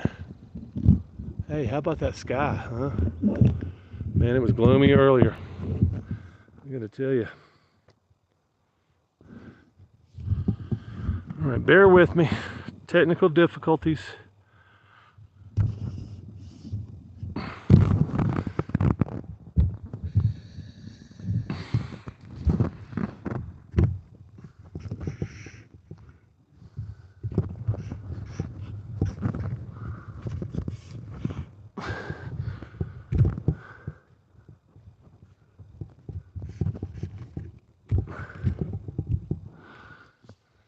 All right.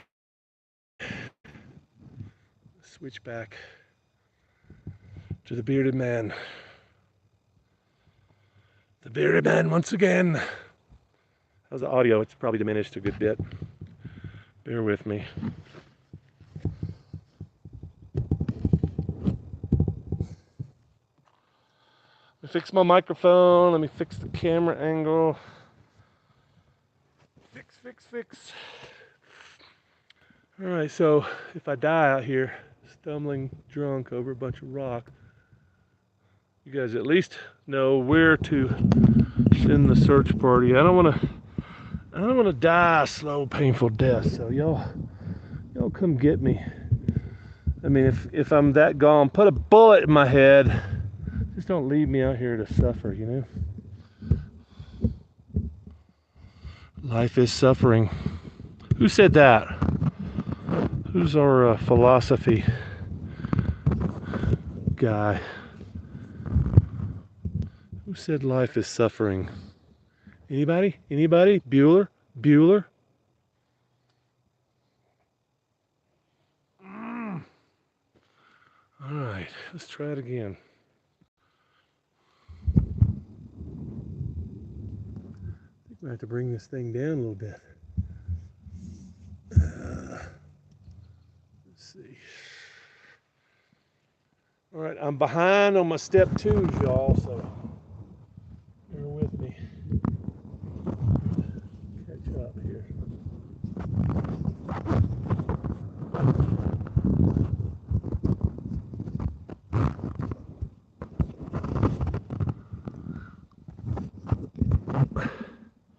How's the audio here?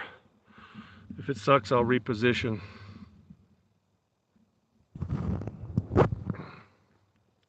Damn, I gotta sit down. Stumbling around all these damn jagged rocks. All right. Yep, I'm really backlit. Sorry. Let's see how bad it is.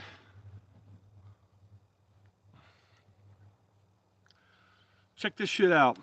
I'm about to do a review of this. Y'all are gonna be pissed, especially if y'all bought that Amazon thing that I bought and started promoting because it was so cheap and it was pretty good. Third Eye Designs. I got a link coming up somewhere. I like this. It's a Cree headlight, and it's got custom colors, custom bands. The guy's an artist, so check him out. Don't let me jump the gun, though. I want to do a real review and talk about this because I really like this headlight. And it's not even rechargeable. It's got like AAAs, which I should hate it, right? Except I really like it. Oh, shit. Let me move this sucker.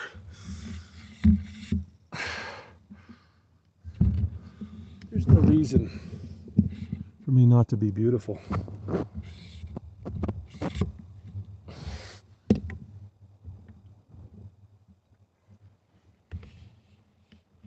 Yeah, that's a little bit better.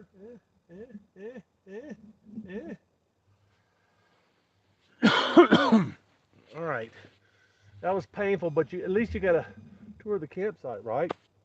Thumbs up. Who's that keeps pumping my thumbs up? Hit the like button. Hell yeah, Todd. Tell him. All right. I got some snot. Most likely it's from Moab.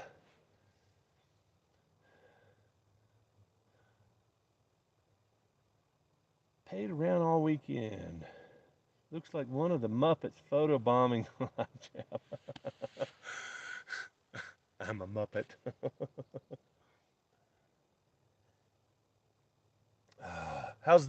Is the audio okay? Everything okay?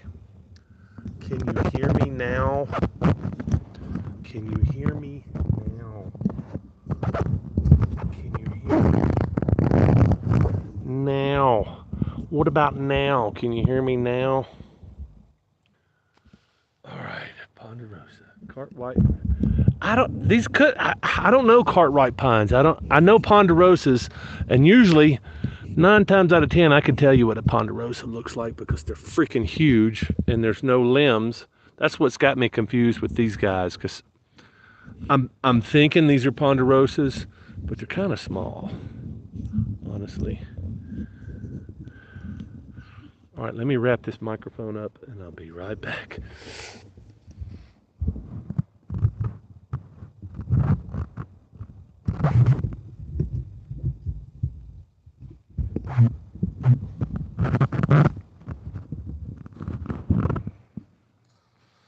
Oh, wow. I think that's going to work. What do y'all think?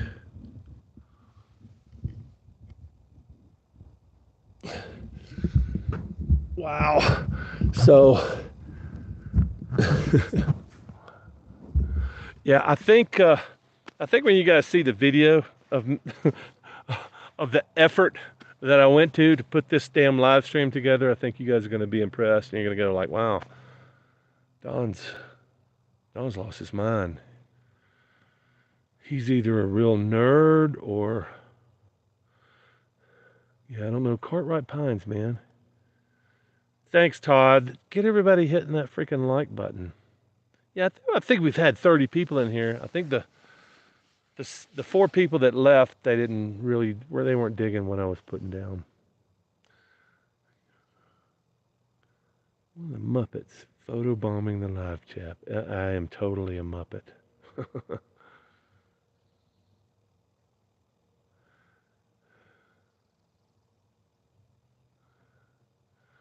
I'm sorry, I'm still trying to follow along here.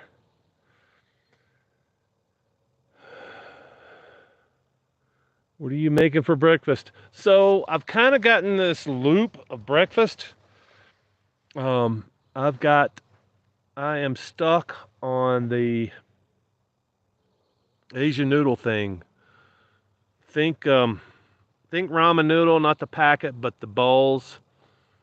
Because I'm boiling water anyway, I just boil a bigger pot of water, make some coffee, ramen noodles. I'm not a big breakfast guy, but man, it's just something about I'm eating some spicy ramen noodles for breakfast and having my coffee. And I learned this years ago. I used to juice it up. I used to throw meat and veggies and stuff in my ramen. But I haven't been doing that. It's just easy, fast, boil some shit in a thing. I don't. I would love to be. I would love to be making bacon and eggs every morning, but if I don't have a fire, I'm not doing that shit over propane. I'm just not doing it. So Gary's the head of the Moto Giant recovery team. Gary's gonna find my body. You guys are gonna have to help Gary get my shit out of here. Just embrace the suck. What suck?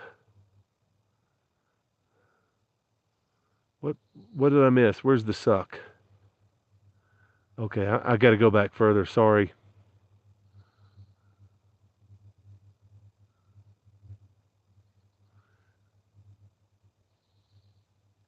Message retracted. I'm good for cold. Bring in my underquilt. Good idea. F that. Show. I'd marry Betty, bang Rosie. No, there's no way I would bang Rosie. Ugh. Ah. If I put a bag over Amber Heard's head, maybe. I bet she's got a nice ass. I mean, why the hell would Johnny Depp go out with her if she didn't have a nice ass? But Rosie O'Donnell, what's she got? Oof. What do you think smash means? Welcome, Lisa. It's been a while. We're still good. Mary White, Smash Heard, Snuff Rosie. Okay, I'm sorry. I'm sorry. I had to scroll back up the chat. That's why I've got the laptop. That's why I have to go to these measures. Trees are cool. Tell it. I like it. Northwest. Lodge Paul Ponderosa Cartwright. Looks like one of them up. Okay, I'm still scrolling through. Gary's on the Giant recovery team. Life is like a box of chocolates. Dude, Mark, you and Dog need to get on the bike. Come out here, man. You need to figure that out. Not all about money. You know that. Keith, I brought ramen that I won't make tonight. Have some cheese and salami. Dude, cheese. Yeah.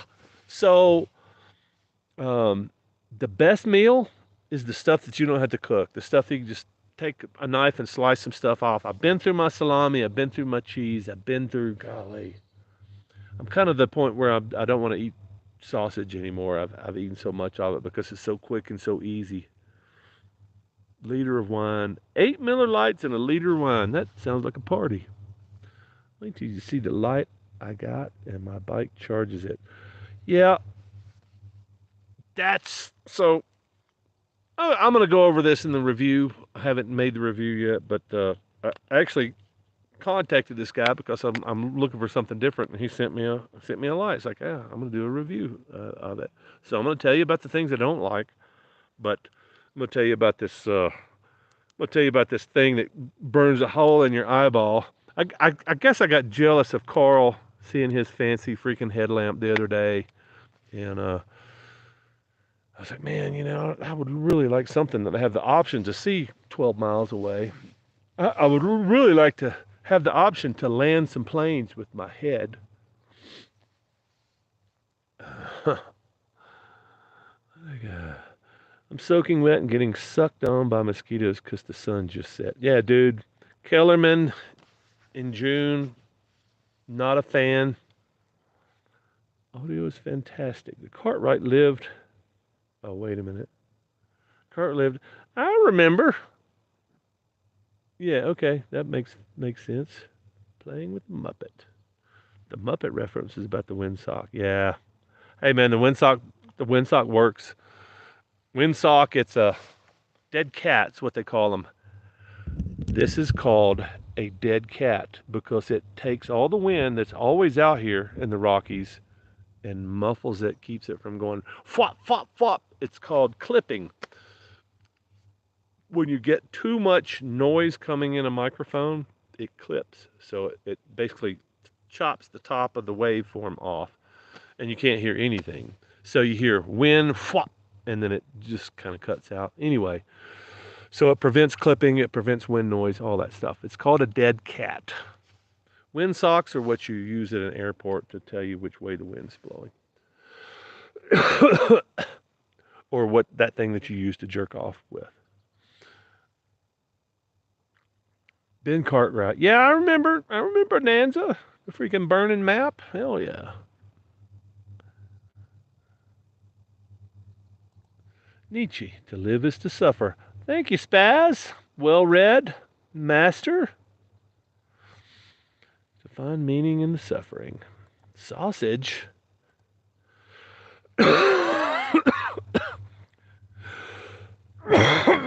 Pardon me, y'all. Moab. It's coming back. It's coming up. Broccoli, mushrooms. Dude, I'm a broccoli guy. I love broccoli, especially with some melty cheese sprinkled on top of it, and maybe a little bit of flavoring, maybe a little bit of cheese sauce. Oh yeah, little little bowl of cheese. You can, yeah, steak. You can never go wrong with steak and mushrooms. Have to bounce. See you, Keith. Glad to have you, brah. Don't have to cook fruit. Try eating fruit and nuts all day for a full day. Uh, I might as well eat candy if I eat fruit. I love fruit. I might as well be candy, so it puts me to sleep. I am borderline diabetic. I have been for the last 15, 20 years. I haven't crossed over onto the dark side, but I control it by not intermittent fasting. I try to if I'm on keto, none of these words, these names that I wouldn't have stumbled all over any of them. I would have just been pop, pop, pop, pop. Everything is in my mind, and I blame it on the drink because it's funny. It's not as it's not having a rotting brain from from misuse and bad diet and lack of exercise, all that. It's not funny, so I say, "Ooh, it's the must be the booze." Moab's Revenge, yeah. It's all in my lungs, dude. Cheese, sauce, cheap American cheese on broccoli. Willie T, holy shit. There's a blast from the past. Spaz, you remember Willie T? Let's see, Shadow Rider, you still riding, dude? You still got a bike? Please tell me you're still riding. Or are you just so bored out of your mind? Willie, this is for you, bro. Oh, Valkyrie, holy shit. Are you dark side in the Valkyrie? That's the question. I mean, how the hell are you going to keep a tire on a freaking Valkyrie? Big boy. Yeah, dude, it's good to see you. Oh, you're dark siding. Oh yeah, double trouble. Well, you just got to worry about that front tire now. That and triple digits. Stay out of that, man. You're too old and growing up for that. How's the family, man? I ain't talked to you in forever. Everything going good there? And I'm trying to remember where the hell you're from. Shelby County, somewhere. Double dark. Oh shit, your front side too. I've known those people are out there. You're the first one I've talked to. I saw a guy that he did a double dark side speed triple. I'm like, man, that's some brave shit. Yeah, big heavy bikes, man. What's the difference? You just have to push harder. You want to go right, you just have to push fucking harder. Get it leaned over and it sticks. Well, you probably watched a few of my videos. I've hidden all my dark side videos because it draws the wrong crowd. Yeah, exactly. Double dark side sis. Exactly. They're the Dark Lords. they're all riding. They're all riding Valkyries and gold wings, which means you have to change your own tires. I guess you're doing that, or do you have some shop that changes them for you? I like machines. I like that's how That's how you found me with Dark Side video? I thought we've been hanging out a lot longer than that. Yeah. Country shop. Yeah, of course. Somebody with a machine that doesn't care about liability. That's really what you got to do.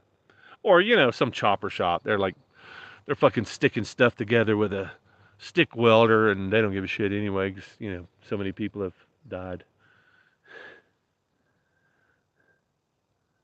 Okay, so it's Wiley T, not Willie T. Is that right? Because I know a guy named Willie T. Yeah, that's weird, man. So you don't live in Shelby County. Let me look at your stuff here, man. Wiley, yeah. So yeah, all right, my bad. I'm confusing with the guy I used to ride with. Used to ride a Shadow, and then he started dating this chick, and she had some kids, and I think responsibility. No, Willie rode a Shadow, like a 800 Shadow. Anyway, cool cat. And then, yeah, he found a lady. He got married. Shasho? No. All right, there's 25 people in here watching. What the hell y'all want to talk about? Y'all want to talk about weather? I tried to do that on the last stream. Weather and altitude.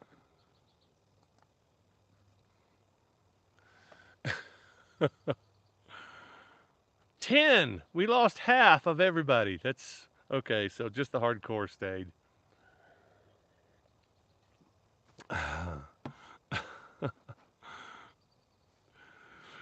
I've been commenting all night. I was kind of letting some other people get in. Dude, I'm trying to figure out your age. You're not going to figure out my age.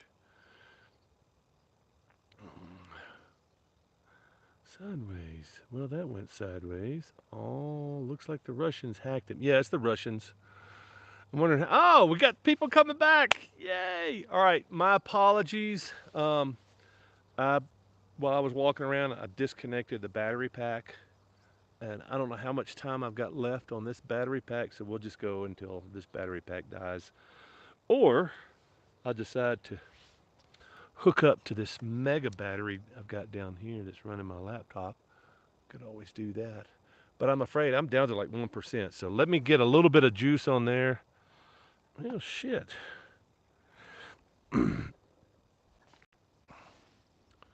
Man, I've got all kinds of tech issues going on. Todd, don't call it, man. We're just getting started. You've passed the test. Yes. Cortez. No, I passed through Cortez. I'm probably 45 minutes from Cortez. I bought me some freaking boots in Cortez because my $600 cities finally failed. They bit that. I couldn't get them on. So I roll into Moab, wet, cold, like a wet dog, and pull my boots off. And like 5 days later, I try to put them back on because I'm riding into town on my Crocs. I don't give a shit. It's hot. I'm scalding my legs from the heat coming off the pavement. So anyway, I get ready to roll out, get the boots on. I'm like, well, fuck. My wet boots have shrunk up. I went from 80% humidity to 10%, and I can't get the boots back on. So I stuffed some big boulders inside the boots to try to get them stretched out. Nothing. So free boots for anybody that's looking in the area. Lizard Head Pass. I don't know it. 23 again. Good for the analytics. Enjoy for us. Billings. Flooded around here. Got my Haven Safari just before I left out. Yes. Wow. So I had like 26 people before I lost my freaking mind. Man, I'm just hanging out. It's like 8 o'clock. I got nothing else to do. You guys are entertaining me. Hopefully I'm trying to entertain you guys. I'm gonna turn here on my custom. Has everybody seen my custom bench stool? since I broke my very expensive, very comfortable, very lightweight Helinox. Not everybody's seen this stool that I customized this afternoon because I broke my chair this afternoon. That's what you're looking at. I'm calling that the Ponderosa stool. It wasn't quite right, wasn't very comfortable. It couldn't accommodate my laptop desk situation here. So basically, what I did is I took this guy and started trimming it a little bit. So I left the firebox behind, but I brought the axe because you always need a camp axe. I mean, I don't care who you are, you always need a camp axe. So I got a stool, and I'm live streaming. There's a laptop desk situation there, and I am half a bottle into the whiskey. I've only had one beer today because that's all I had left. Ooh. But in case you're just now wandering in, the ice for my cooler is from the gods today. Got about a 1/4 inch of sleet and hail, and that was fun if you like that kind of stuff. Red Lodge is devastated, I bet. Lizardhead Pass, since you're in the area. I would seem like I would know something like that. Just missed Valkyrie, and Zane and Billings. Keep hanging out, dude. I'm on my first solo stealth camp trip right now. I thought you'd stealth before by yourself. Yeah, you got nothing else to do either, so you should just be sitting. I mean, if it's just me and you, we'll hang out till my batteries die. Yellowstone. Oh, yeah. So I know Yellowstone. So I don't know if you guys know. I just left Yellowstone maybe 2 or 3 days before the storm came through. So my campsite's probably gone. But there's a much bigger story there that I will clue you into when I put the story together. It's a story that's probably 2 years old, but it's still a very interesting story. Has to do with a billboard. That's what clued me into where I was and what I was doing.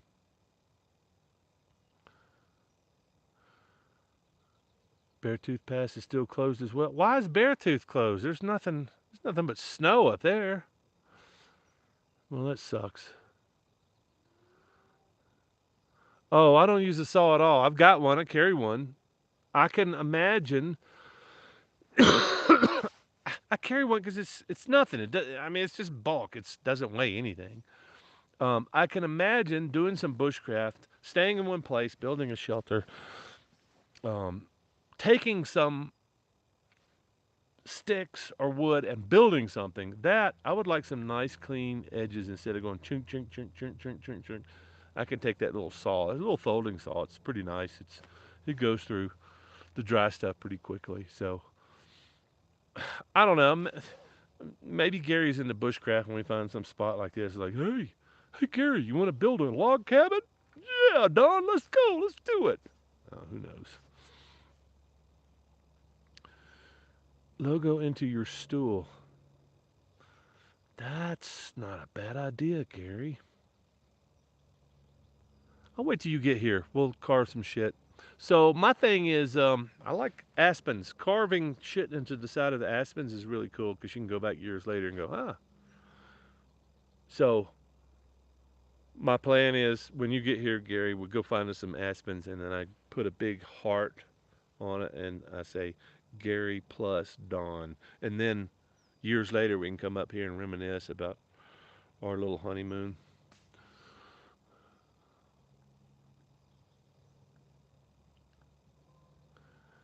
Wiley T, not Willie T. Wow, I don't know. I can't believe I got fooled on that one.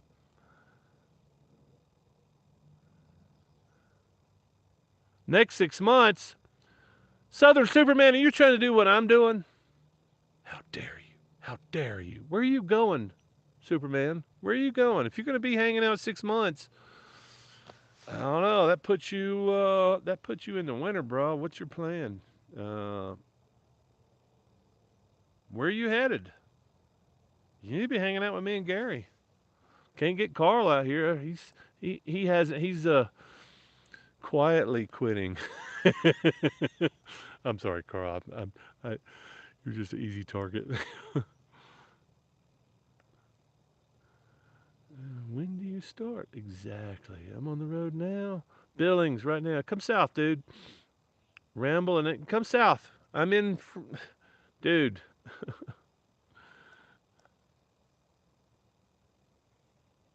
Gerber. That brings up a good question. What do you think about the idea of building a semi-permanent shelter on national? I like the idea, but the feds don't like the idea of me building anything on their property. So, but a lean-to, I'd be down for a lean-to. Shit. All right, so I'm gonna do a quick plug-a-roo. So if I go out again, I will reboot here shortly. Y'all bear with me.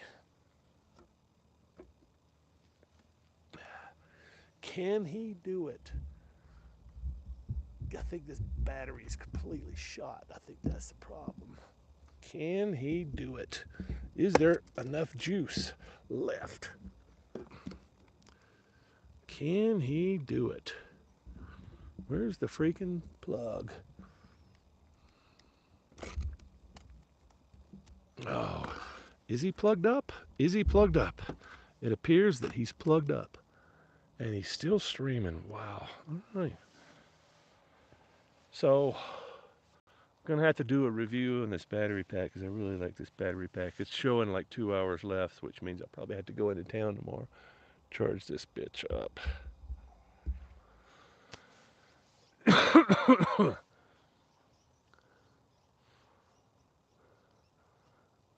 Billings. Man, dude, you need to come south. Uh, I want to go back up to Montana. I think it's just a little bit early. I want to go to Idaho. I think it's a little bit early. Um, yeah. No, I played with the idea of semi-permanence, but I like the idea of caves more than anything else. It's already built. I just go visit it.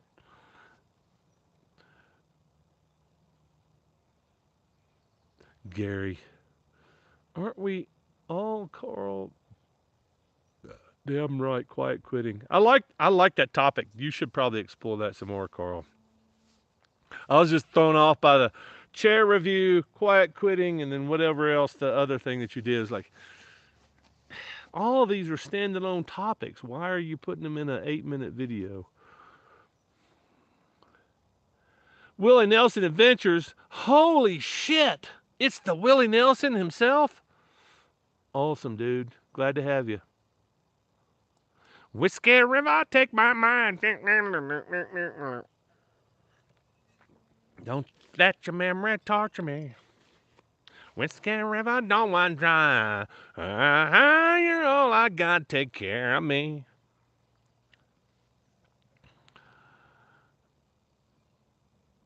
Yep. No, I won't be surprised, Carl. Montana, Idaho, Wyoming, South Dakota, West Virginia, North Carolina. Okay, so you're staying more north. That's cool. Well, if you want to hook up, let me know. Good surprise. It's me, Willie Nelson. I have Africa Twin Tim here with me. Just did some writing today. So you're hanging out with Tim from the Vagabonds? Oh shit, Willie from California, Willie. I didn't know you had a YouTube, man. I'm sorry. Hey, what are you guys up to? Where are y'all at? Y'all need to come hang out. Why don't your bike charge everything? My bike does charge everything, except to do that, I actually have to ride my bike. So sometimes I like to sit in one place, like right now. So you ask a lot of interesting questions, Brian. I probably should address some of your questions because Some of them are like, yeah, yeah, my bike do charge everything. Except I got it. And you're thinking phone. Phone's easy. I can ride down to Mancos and back 16 miles and charge my phone. That's not a problem. It's laptop and this freaking monster of a battery that I've got that. So yeah, I've got a lot of technical issues that you kind of have to actually see. I can explain it to you, but you won't get it until you actually see what I'm actually doing.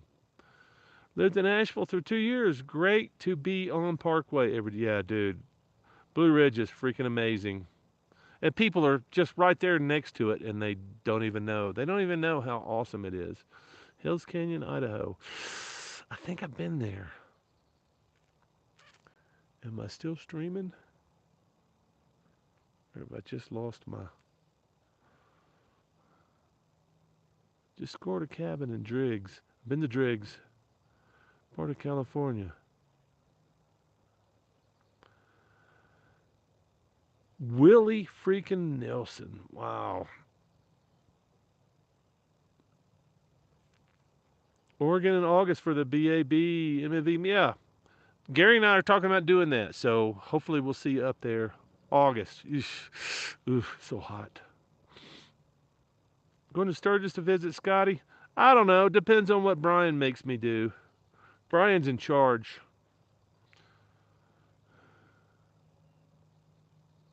If I'm up there, we'll shout.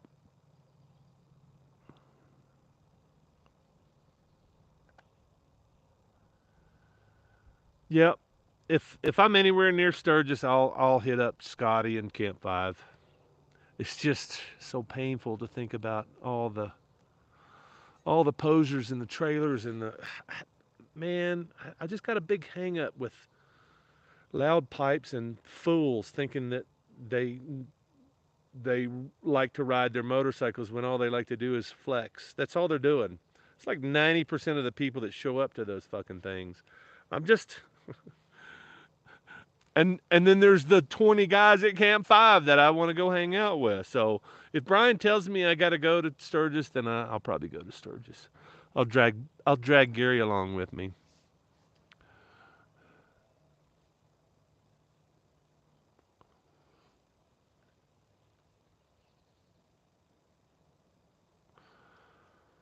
Hit Camp 5. You're still streaming. I am streaming.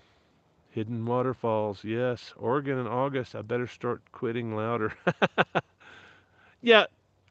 I mean, Joe, DMB, Scotty, any of the cool folks, any of the folks that like to actually ride their motorcycles, I'm down with. Man, anybody that's doing something interesting on a motorcycle, that fool, Garrett Peterson, riding a 50cc, 80cc modified hopped up chopper, coast to coast, dude. I'm down with stupid, crazy people like that all day long. Yeah, Brian's telling me what to do right now. I get my marching orders from Brian, so he tells me what to do. If he tells me I'm going to Sturgis, I guess I'm going to Sturgis, and Gary's going with me because what the hell is Gary going to do by himself?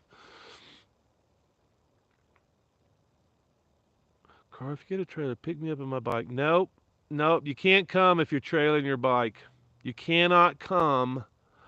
You cannot come to Moto Giants camp if you're trailing your bike. Not forbidden.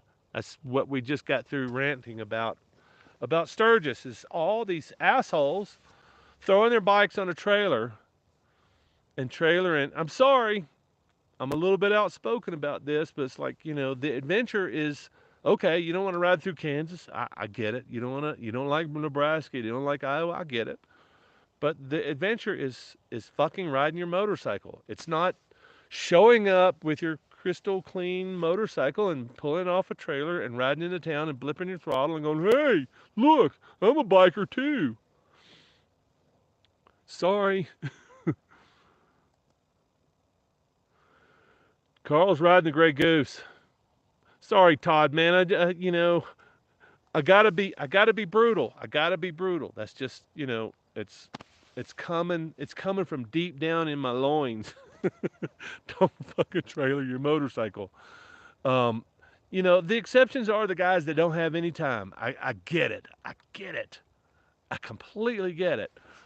There are some services out there that you fly into fucking Sturgis. You fly in. Somebody trailers hundreds of bikes from wherever, the Midwest or wherever.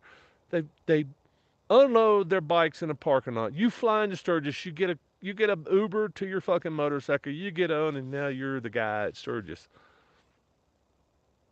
I'm sorry. I think you need to do the thing. I'm still not a fan of Sturgis. I'm still not a fan of rallies. I've done so many. I'm choking on them because what you're surrounded by is the guys that they're there for the weekend. They took 2 days off to ride there and back in a trailer, and they're getting soused. They get there, they unload their bikes, they pull into the fucking Buffalo Chip, and then they go blipping their throttle all the way downtown, and they go hang out, and they stare and stand, and they got their fucking outfit on, and they pretend that they rode their fucking motorcycle to Sturgis, and it's just a joke. Sorry. Ride the Grey Goose, Carl. 1,000 miles from Denver to that MMV rally. Yep. Putting on their gear and then rubbing dirt on their gear. Trade tours. How dare you? It's ridiculous. Long ride, Todd. No doubt. Yeah, it's a long ride. those those people are invisible to you, Brian, but I can fucking hear them. I can hear them, and I don't want anything to do with those people. So if I can get a helicopter ride into Camp 5, couldn't agree more. Yeah, I mean, I'm kind of extreme, but it's like, fuck, man, the journey. It's the journey. It's not the destination. It's not going and blipping your throttle and pretending to be something you're not. It's going, the going and coming back. That's the thing that changes you. To see a bunch of titties and a bunch of shiny fucking motorcycles that look exactly like yours, that sound exactly like yours. What's the fucking point? Kansas, Missouri, Nebraska, as many times as I need on a bike. Yeah, no, dude, I get it. You don't have to defend yourself. I'm just saying, don't trailer your fucking bike. Money on whiskey and women. The rest I wasted. Gasoline, yeah. I see you on television. I see you on the television in California. What? Oh, you're watching me on the big screen. Is that what you're trying to say? Jackal Man X13X. Ooh, it's kind of scary. Yeah, man. It sounds cliche, but it really is. It's about the journey. I've been across I've been across Nebraska, Kansas enough times too. It's not my big thing. I kind of enjoyed my last Iowa trip because I wasn't doing the typical thing, just going, "Man, let's get across this fucking state before I fall asleep. Oh, corn, corn, corn. Oh no, there's a turn coming up. Oh, shit. Finally, I'm in Colorado. I get it. I get it. But there's some of the pain is part of the price that you pay. It's fuck. I slowed down in Iowa, man. I saw a lot of shit in Iowa that I never would have seen before. Well, it was before they even planted.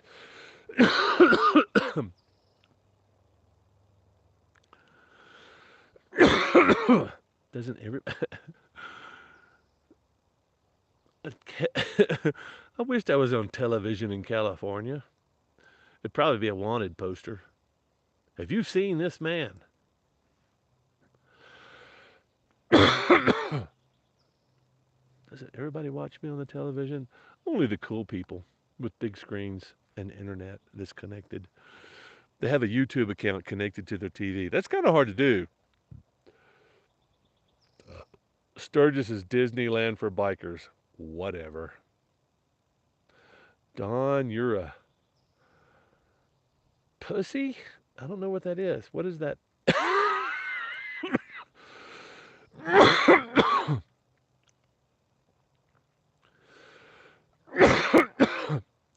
thinking about going, but you're making me want to go more now just to change your mind. Well, dude, you're doing a good job so far. That's why I'm saying, you changed my mind about California. Let's do the California thing.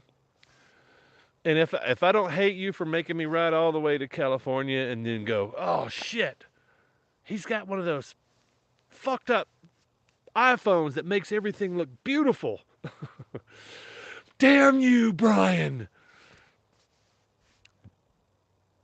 Same campsite you left the fancy. Oh, Jackal Man. Oh, dude. You know about the Kermit chair. Oh my gosh. Yes. No, this is not the same campsite, but it's less than a mile away down the hill. I just made that point the other. So something about these woods that destroy chairs. Very good, Jackal Man. Did you have another username or you just now? I don't remember you commenting ever, but you've been following me that long? Wow. That's 2020, bro. Don't even Gary. Come to Shenandoah Valley. My life. Where's Shenandoah Valley?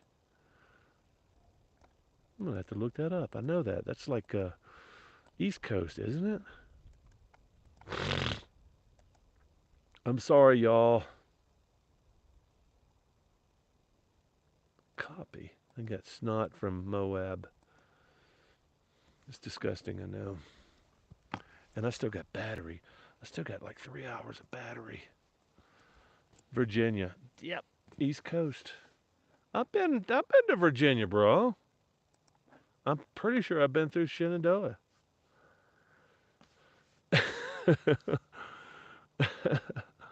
Yeah, I'm still kind of snotty from Moab. Sorry, y'all.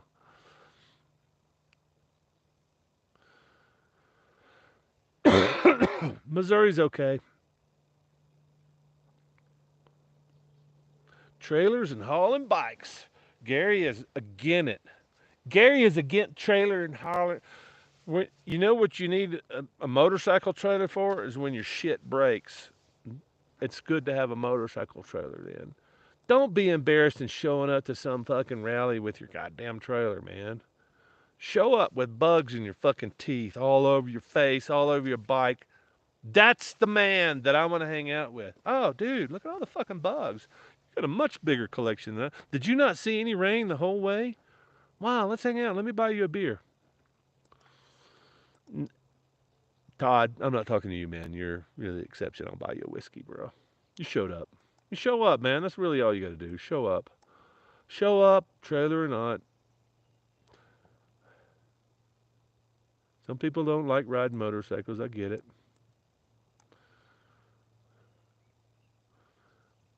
Camp 5 is huge. You don't have to huddle next to Scotty. Joe goes across the creek. Then drones. I have 5G here in the middle of nowhere. That's 5 more Gs than we had last month. Dude, we're not doing good at reception. Shenandoah's beautiful. Up off Skyline Drive, Virginia, Blue Ridge. Yeah, I've ridden the Blue Ridge. I don't know, 12 times end to end, 8 times, at least 8 times. Mount Hood. Mount Hood is in Texas, is it not? Where the hell is Mount Hood?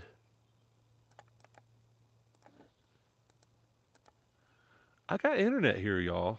Don't try to throw me any curveballs. Mount Hood. Oh, Oregon. Okay, that's right, Lisa. I forgot you're over on the left coast. Yeah, I'm all about. Lisa, we're Gary and I coming to the MMV rally. I'm not sure exactly where that is, but that's in Oregon. Yeah, if you laid her down, if you had to lay her down, you don't just lay her down because you want to. You had to. You didn't have no choice. You had to lay her down. I had to revisit laying her down. Mount Hood's closer to where you are now than go south. No, no. Oregon's a ways a while. Stop in, visit Willie Nelson's, blast the Shenandoah, and bunk a bikers on the way, bro. 1,400 miles and show up with a shiny bike. Only you, Brian. Georgia and Tellico. Oregon. Oregon. Have you been to the Dragon's Tail? More than I want to talk about. I like to talk about the tail of the dragon because a lot of people get bit because a lot of people have never been on a curvy frickin' road like that, and they show up, they ride the interstate or they trailer their motorcycles and they get off in North Carolina and they ride up some kind of curvy roads and they get up and they go, oh shit, 318 curves in like 17 miles and they're all like this. And yeah, so be careful up in the Dragon's Tail and go during the week. Unless you just want to show off, and then if you just want to go show off, go to Sturgis. I'm kind of harsh. Sorry. Show us your hammock setup. You should have been here earlier, bro. I took you to the setup earlier, and that was a pain in the ass. Haven Safari, my man. Go back and look at my Haven Safari review. No, I haven't done the Safari. I've done the XL. I've got links in there. You can buy the Safari. I think at least one, if not all three of my Haven videos have got a discount code in there. And if you if you click on the link that I've got, I get a little bit of money. Derek gives me a little bit of money for popping, being the fanboy that I am. And I have been living in that freaking hammock since I left Chicago area. Minus 3 days, I think, that I was indoors. So yeah, I'm a big fan. And I'll show you the XL and the Safari difference. I've got a video on that. Go search my channel. Do I fish too? It's kind of like asking if I exercise. Yeah, I exercise. I'm just not really good at it, not consistent. But Gary's bringing his fishing rod, and he's going to turn me into a fisherman. Right, Gary? Right, Gary? Right, Gary? You're going to turn me into a fisherman. We're going to catch some fucking fish, and we're going to eat them. We're going to fucking fry them, eat fresh fish wherever the hell we're going. And I don't know. I don't even know if Gary's at least pretending to be a fisherman. He's got a fly rod. That means he's official. Santitla has good camping. Yeah, there's good camping all over the Appalachians. It's getting dark. Does that mean there's a storm coming in? It's hard to tell. Mark and Dog's Adventures. I'm here. About time, Mark. Why aren't you out in the Rockies? That's where I'm at. Gary's going to be here next week. Thursday. Get your shit packed. Bring Dog. Get your shit together. I've got a short video on the XL and the Safari differences with the hammock that I was using before them. So go check that out.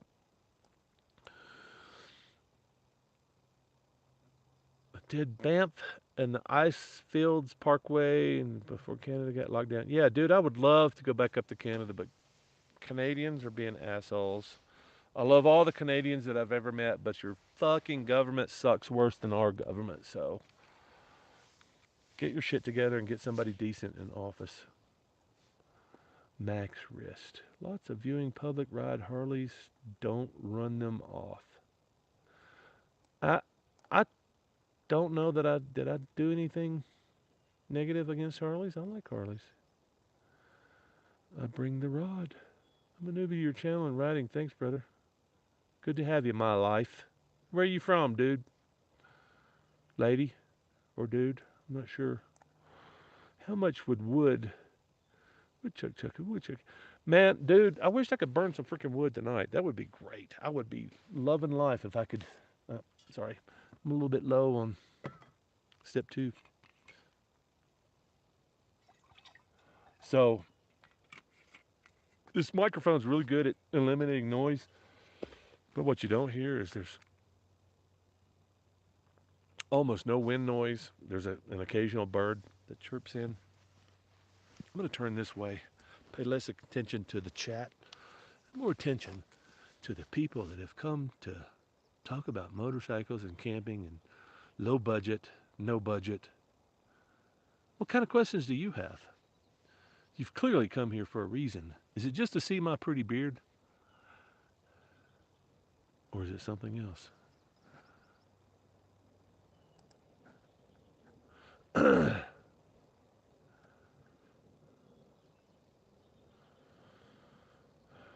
people. Click on the channel. Share with your friends. It's dark of here.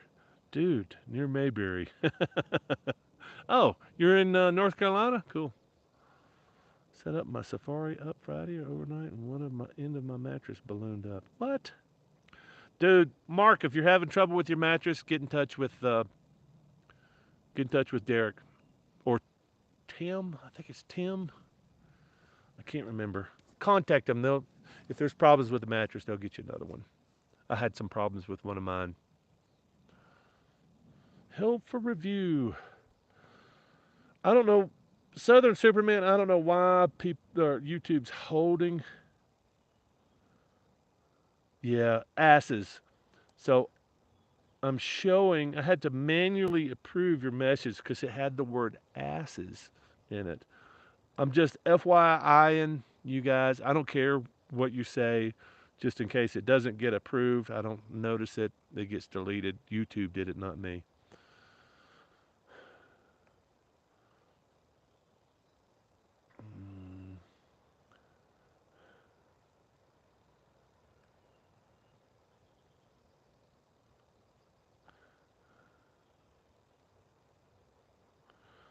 Such pretty eyes you have, Moto Giant. Well, thank you. They're not red yet, so I come here because you're a habit now. Yeah, dude, I'm glad to be habitual.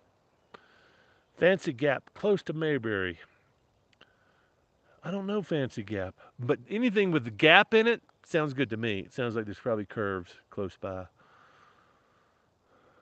Yes, I emailed him yesterday, but I still love that. Yeah, dude.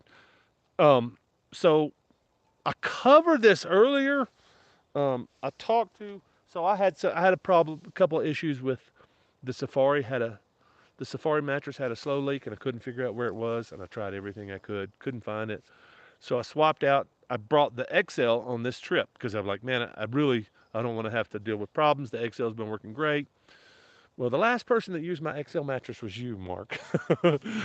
And the first time I sat in it, it's like poof, 30 minutes it was down. I was like, oh damn, somebody that demoed my mattress. I don't know if it went down on you or maybe. Anyway, so I got in touch with Mark. I was like, man, some other people are complaining about the mattress. Is this a thing? He's like, nope. 3% failure rate. He says it's much better than Thermarest that's been making mattresses for the last 30 years. So I was like, okay, cool. And I haven't had any problems since. So as I was going up through Chicago, I told Derek the problem, shipped me a new mattress, did my loop around the lake, came back, picked up my new mattress, haven't had any problems. So if you're having trouble, let him know.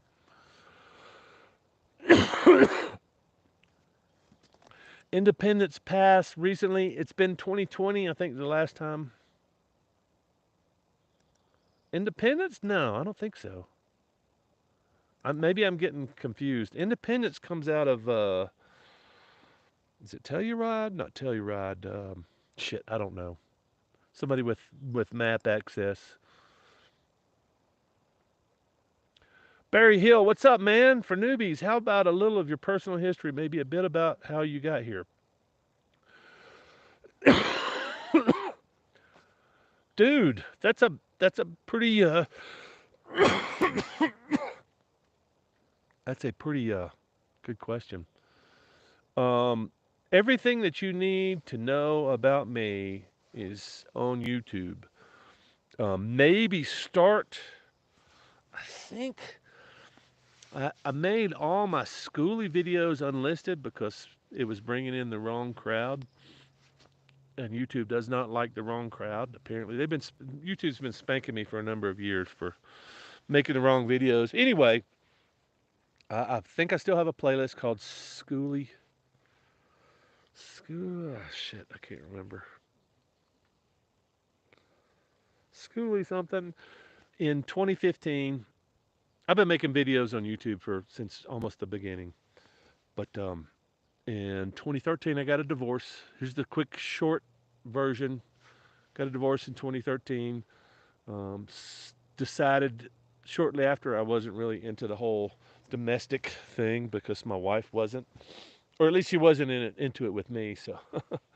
So a couple years later, sold my house, sold all my crap, took what was left, which was a motorcycle and some stuff I didn't want to get rid of, threw it all inside a school bus conversion I called Schoolie Life. That's the name of the playlist. You'll find, I think you can find it on my channel. And you can go back and see my little, you might call it a meltdown, midlife crisis, whatever. But it's basically, it's like the, I started doing the thing that I really wanted to do my whole life, which was travel and, be less connected to the world. And so that was 2015. Broke two school buses. Replaced the first one with the second one. It didn't last very long. Didn't actually make an adventure. Just long enough to build the perfect school bus conversion.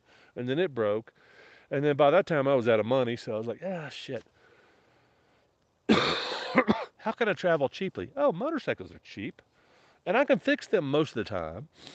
And if I can, I can just buy another one.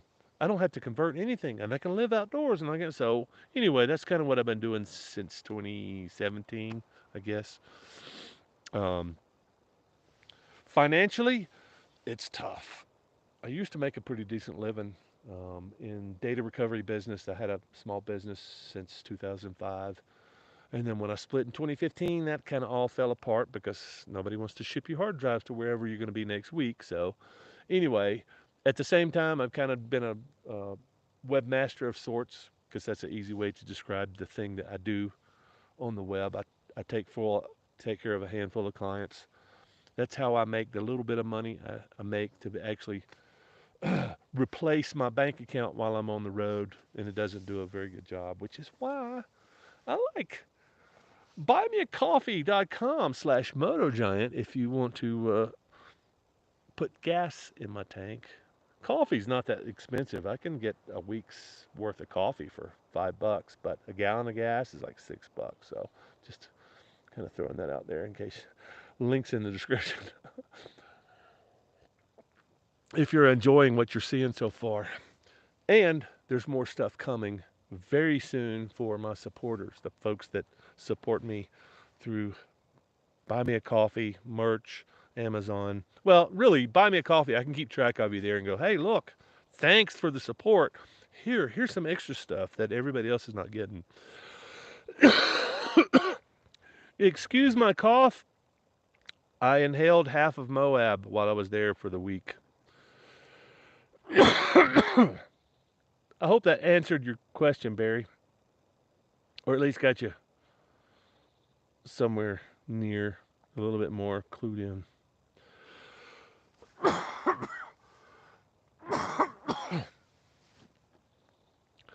It stayed up when I slept in it. Oh yeah, I slept in mine, Mark. I slept in mine without the mattress. I mean, it's not comfortable. It's not like being in a bed, but you can sleep and you're not on the ground.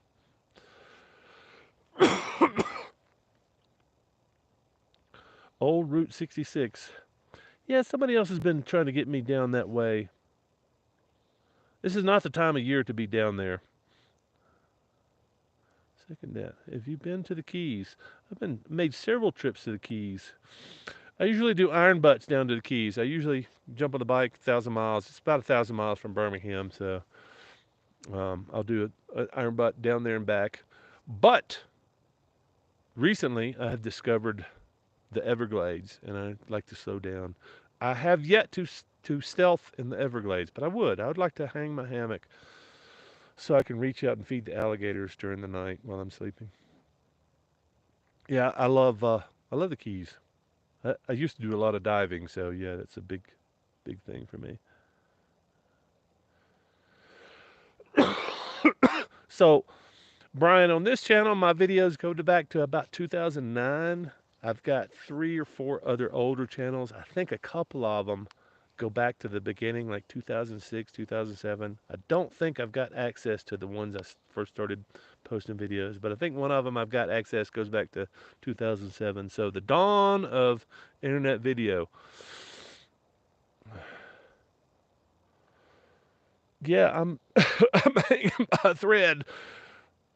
The concerning thing is I've been coughing stuff up until today, and now I'm just like now I'm just being irritated by cough. Stung by, oh fuck, a man of war and you're alive? Shit. 18 wheeler didn't, dude. Okay, Southern Superman. I was gonna want to say I want to hang out with you, but dude, you got a fucking black cloud hanging over you. But you survived the Portuguese man of war. Fuck, dude, that's like deadly shit there. He's saying, we'll be going back down there anytime soon. Moab is nice in January. No, Moab is nice in end of September, October. It's the perfect place. African dust really cranks up the allergies. What's up, Go Frugal? Marco Island. I don't know Marco Island. What's that all about? Wow, the sun is going down here, people. I don't know how long the picture or the interest is gonna. I'm gonna go till my freaking batteries die or till you can't see me anymore.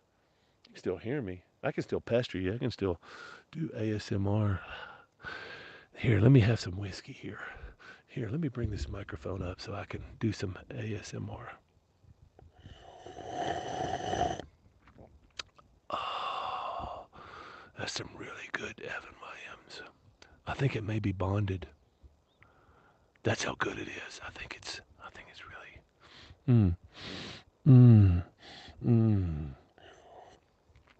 Have any of you guys seen the what's the I can't remember. I always forget the name. It's like Japanese Asian folks doing the eating. I can't remember the name of it. It's almost like porn. Have you been stung while riding? I have been stung in my fucking back of my throat by a yellow jacket. I don't know how. Had my mouth open and wonk bop. Yeah, that hurt.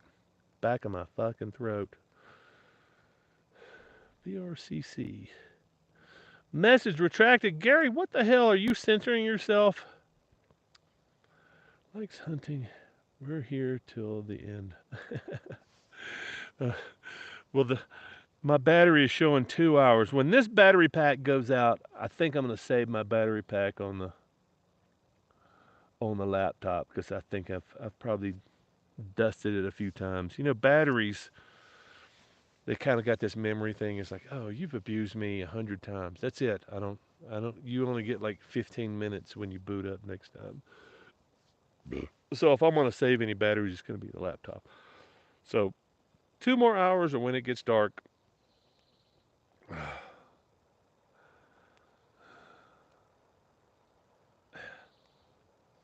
All right.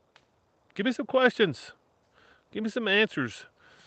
Give me some donuts. Donuts? Can anybody give me a donut?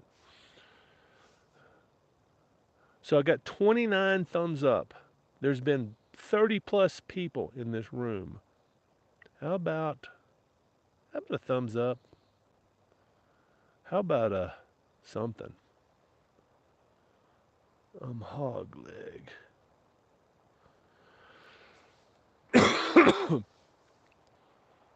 Y'all wanna look this way? I'm gonna turn the camera a little bit and give y'all. Damn, the sun's already down. That's crazy.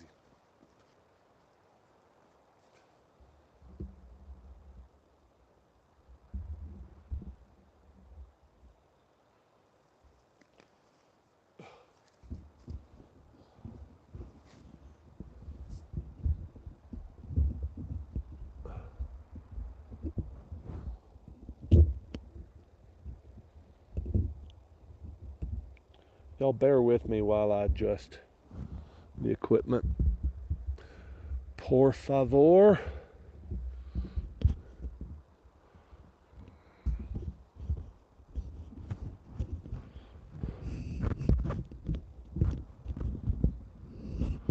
Por favor. Escúchame.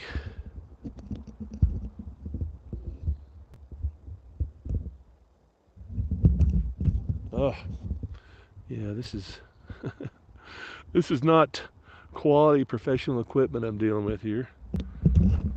Yep. Maybe that'll hang for a little bit. Oops. Nope. It's amazing what you can do with like $2 um, attachments on microphones and such. It always blows my mind. It's like, oh, wow, this actually worked, and only it cost me a fraction of what I would have spent had I bought some professional equipment. Oh, okay. How's the audio now? Is that any better? Barry Hill. Thank you, Barry Hill. Eastern Kentucky. Yeah, so Todd's in Eastern Kentucky. So there's a good chance I'll be back that way. I like Kentucky, man. I haven't ridden a lot in Kentucky. Oddly, I think it's quite odd that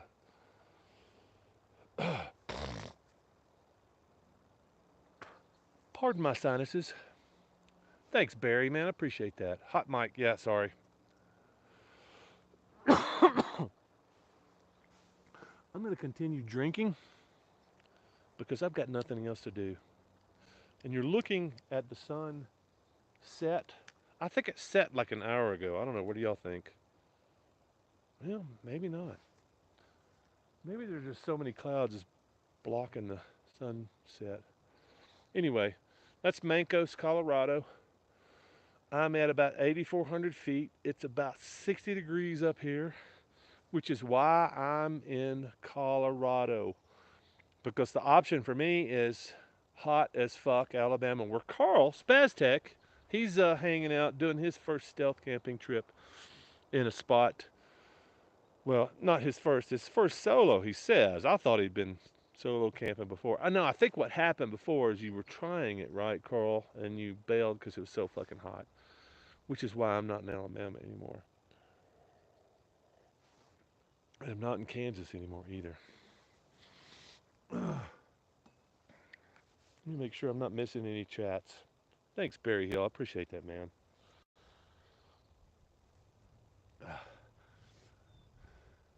Good group here. Yeah, I agree.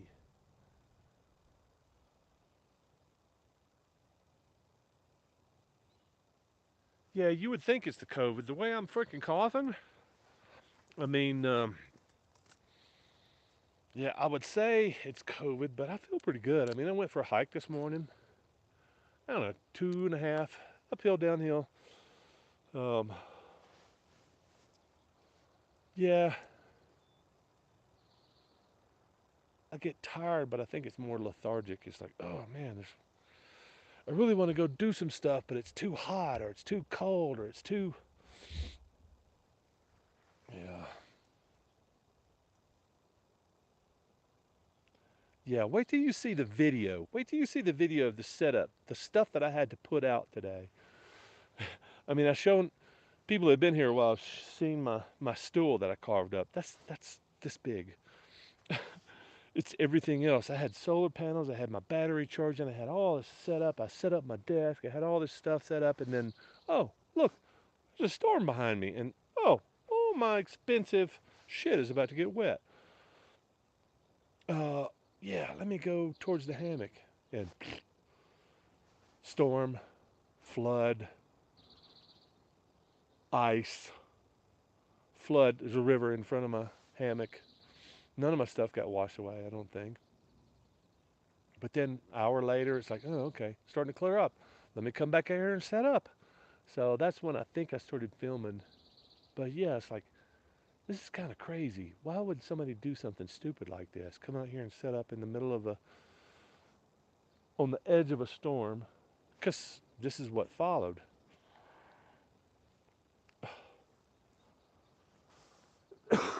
What's up, Gary? Thanks, man.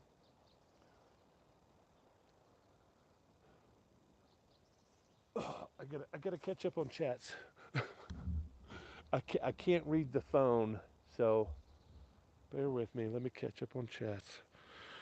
I want to be proper. I want this to be a two-way conversation.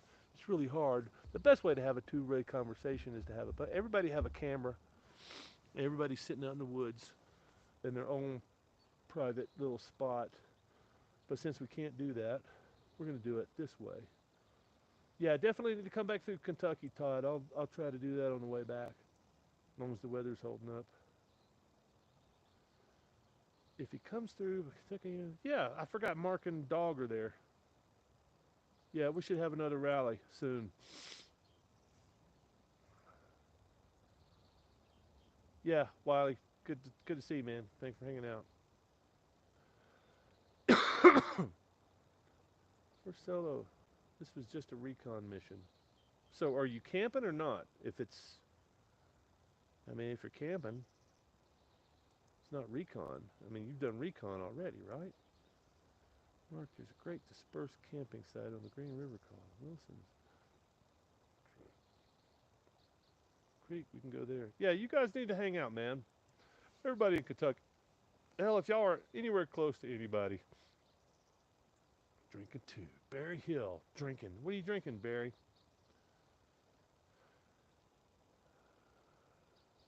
Thanks for sharing this spot. Yeah, dude. I wished I had a better view. There's a lot of trees in the way. I typically like hanging out on the edge of cliffs.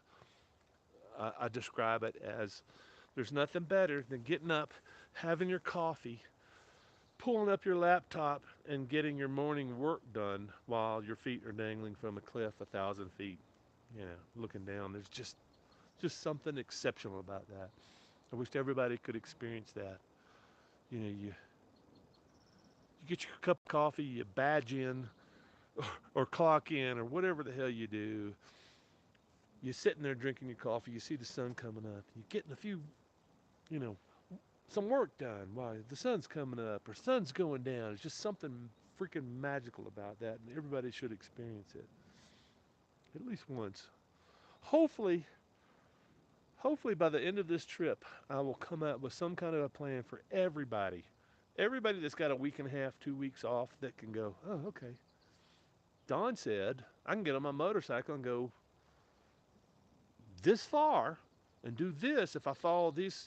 I would really like to have a recipe by the time I'm done and go, you know, I follow Don's recipe, his low budget motorcycle camping adventure recipe. And you put these things together, and it's not about the motorcycle. It's not about a big fucking expensive motorcycle. It's definitely not.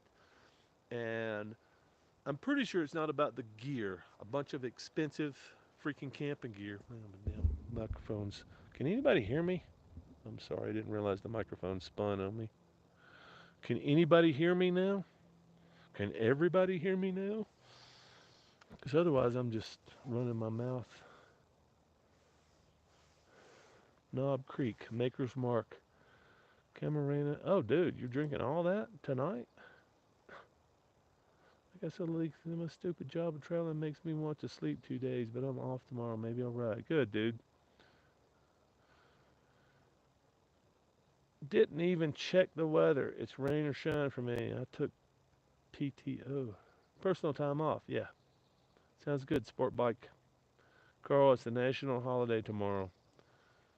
That sounds like heaven, Dawn. Everyone on their own private woods. Any elk? I don't think there's any elk this far south. I'm sure they're probably up there, but they're probably more north than me. Oh, I'll let you know when I see elk. I love elk. I love big animals. I love big mammals. I love yeah. Holiday pay, Todd. North rim of the canyon is nice. Which canyon, Bryce? Been there. It's pretty, but Utah's got a lot of free Bryce Canyon. I don't know if you knew that. I got a bunch of that stuff coming up. Zion, national parks suck because of the people. Zion's nice though. It's big. It's nice. It's not a lot of people, but it's enough people to get on my nerves. Jerome. I have been almost to Jerome, but it was so freaking hot, I just didn't want to go. Jerome sounds cool though. Tito's and cranberry. Dude, I'm a big Tito's fan. Vodka, I'm kind of indifferent to vodka, but when I had some Tito's, like, wow, this stuff is different. It's got that smoky flavor. I could drink Tito's straight, maybe with an ice cube. Ooh, I love Tito's. 100 miles of gas tank. Yeah, you would be. Lisa's day off. Cycle Gear Poser here. What's up? Hell yeah, let's go. Let's do this thing. Hell yeah, Grand Canyon. Adventure, yep. Escalate. Escalante. I have bounced around Escalante, but I haven't spent much time there. Talk me into it. Let's go. I'm all about Utah.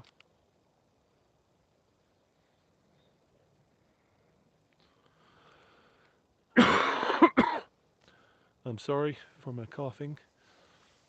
It's a medical condition. It's called inhaling Moab. I did it for longer than I should have. It's just, it was so warm there. I was like, oh, I sleep fine. Except when I didn't.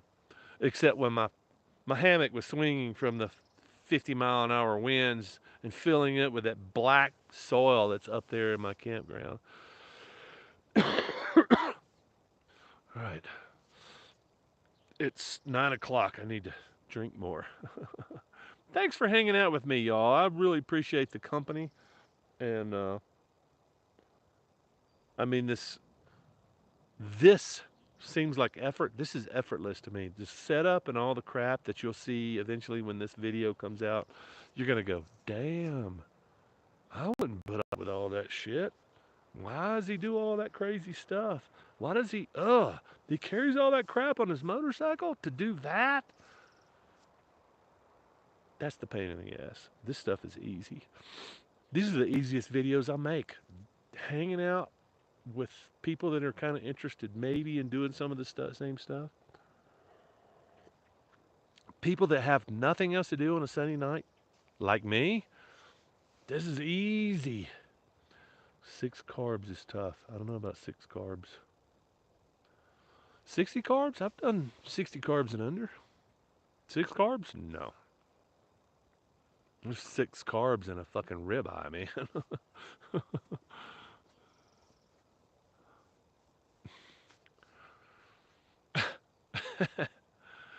I'm surprised y'all can still see anything. I'm shocked. This phone does shockingly well in low light. Doesn't really do anything else. Hey, did I tell you about my third eye? Oh, you can't see me, can you? Because it's so freaking bright. It's like an airplane light. But camp etiquette says red. Even the red's bright. Look at that shit. Yeah. So I'm thinking about doing a camp etiquette light just because there's going to be a lot of people camping with me, and I don't want to have to go, hey, camp etiquette. I can just go, hey, you need to watch this video before you come camp with me. Because, there's just a few things. It's like, hey, you roll up on a bunch of your bros around the campsite, and you're like, hey, where's my shit? I got to go find my shit. I'll be right back. And you come in, and you're blazing, and this is what everybody sees when you come back to your campfire, and everybody's like, dude, what the fuck? And you're like, what? Turn your fucking light off, dude. What do you mean? Officer, can you not shine your light let me see if I can. I can't. I can't see anything. So I'm thinking about maybe doing a camp etiquette because I think it's probably a good idea because not everybody camps all the time. Um, and if you are camping, you're probably camping with some losers that don't know camp etiquette. So where are you going to learn it except from me? Camp etiquette. There's just a few rules, not a lot. Don't shit near camp. Uh, if you shit near camp, cover it up.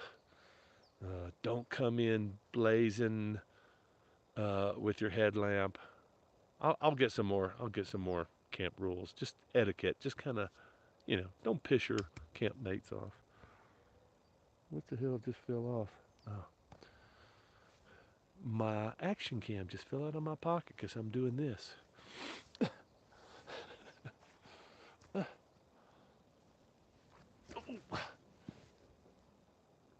So it's a good thing I brought my headlamp because it's about to get dark and I've got to find my way out with all this electronic equipment, which would be hard in the dark. I'm surprised I haven't tossed everything off down the cliff with as much stumbling as I'm doing. And it's not just because I'm drunk. I don't really think that I'm that drunk. I just feel like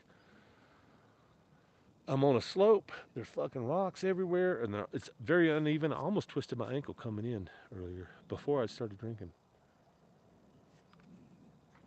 All right, let me catch up on chat. I got some questions. I know somebody's going to ask me some questions before my batteries die.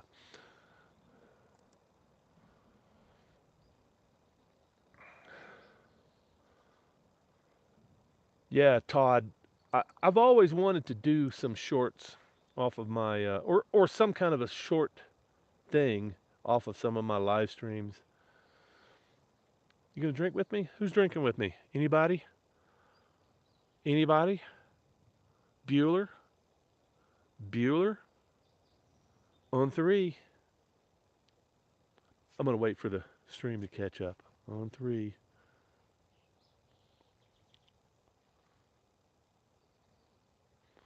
Yeah, Carl's drinking with me.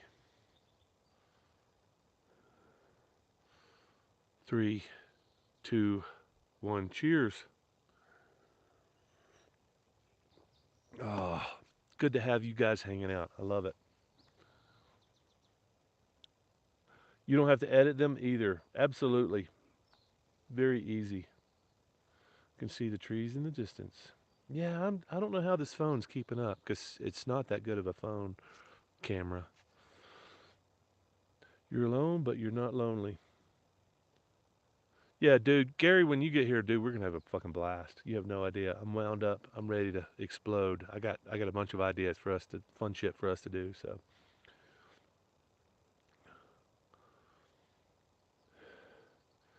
dropping the GS. So glad I was recording. Oh, so you got the you got the shot, Carl. You got the shot. Oh fuck, that's awesome, dude. Yeah, it takes you have to be able to swallow your pride to post your crashes, man. But you need to post your crashes. I don't get very many of mine on film. I keep telling the story. I don't get many of mine on film because I'm always recording the hard shit. I got the fucking big hill climb and I gotta climb up here and jump up over this rock and I'm always recording that shit. That shit almost never goes wrong. It's the shit where I'm just rolling down the road, not paying attention. Plunk. That's when I crash. And those are never caught on film. And I try to explain it to people and they, oh, you got the footage, you just ain't sharing it. No, dude, I want to share my fucking crashes. Post. Dude, the video looks fantastic. You're lit like a Hollywood pretty. I am pretty, aren't I? I mean, somebody made a comment about my eyes earlier. I don't know. What do you think? They're a little bit more red than they were when I started. Bro, your lighting. Floaters. I don't know what floaters means. Fart downwind. Rock on. Oh, this is your best stream ever. Even Evan Williams. Yeah. RC80V. I recognize that. I just don't remember. Yeah, dude. Glad to have you, man. I'm glad. Yeah, I'm having fun. I hope most of you guys are having fun too. Can't wait to see it. Build a prop portable jack to pick mine up. Yeah, dude. Fucking bikes are heavy. I'm drinking fancy. Oh, you drinking wine? Oh, cheers, cheers. Camping. Thumbs up. Maybe you and Gary will see Two Wheels Big Life out. Yeah, that would be a whole lot of fun. See me and Gary seeing Two Wheels Big Life in their RV. Gary, I don't know. I may have to let Gary go get his revenge on those two. I don't know if I want to be part of that. gin and tonic here. Get a rendezvous together, a challenge, a quest. I like it. Keep going, Wiley T. Rendezvous together. Tell me more. Tell me more what you would show up for. If I get the formula for you to show up, maybe some other folks would show up. Tito's and cranberry. Oh yeah. Bloodshot. Oh, it's not that bad. You can't see bloodshot eyes in the dark. Had to lay her down on my 950-pound ultra limited. Broke my damn toe a few weeks back. I picked it up. Oh, you posted the aftermath, which you got balls. Dropping their bikes. It was almost automatic how it all played out. Dude, chop your bike. Just don't be under your bike. Don't be like Brian. Don't get your feet under the bike. That's my biggest fear, dude. I don't care if I total my bike. I drop it, it falls off a cliff. As long as I can make it home, get another bike.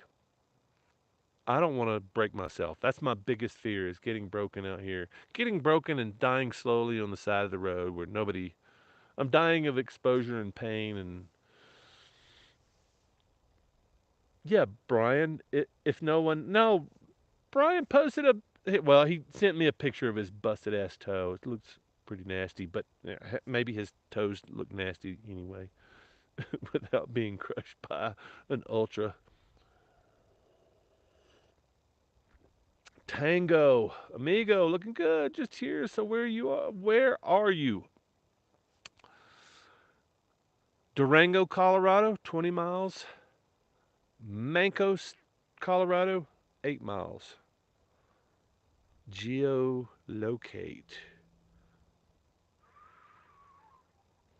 And my beverage, Evan Williams. I'm about more than half a bottle in because nobody will leave. I got to stay until the batteries run out. So, I mean, until everybody starts leaving, it's just me and Carl. And then me and Carl will, you know, say our love, respect, goodbyes. Carl is out on his first solo stealth camping in a spot that you may have seen our live stream out there several weeks back. But I think he's still out there, aren't you, Carl?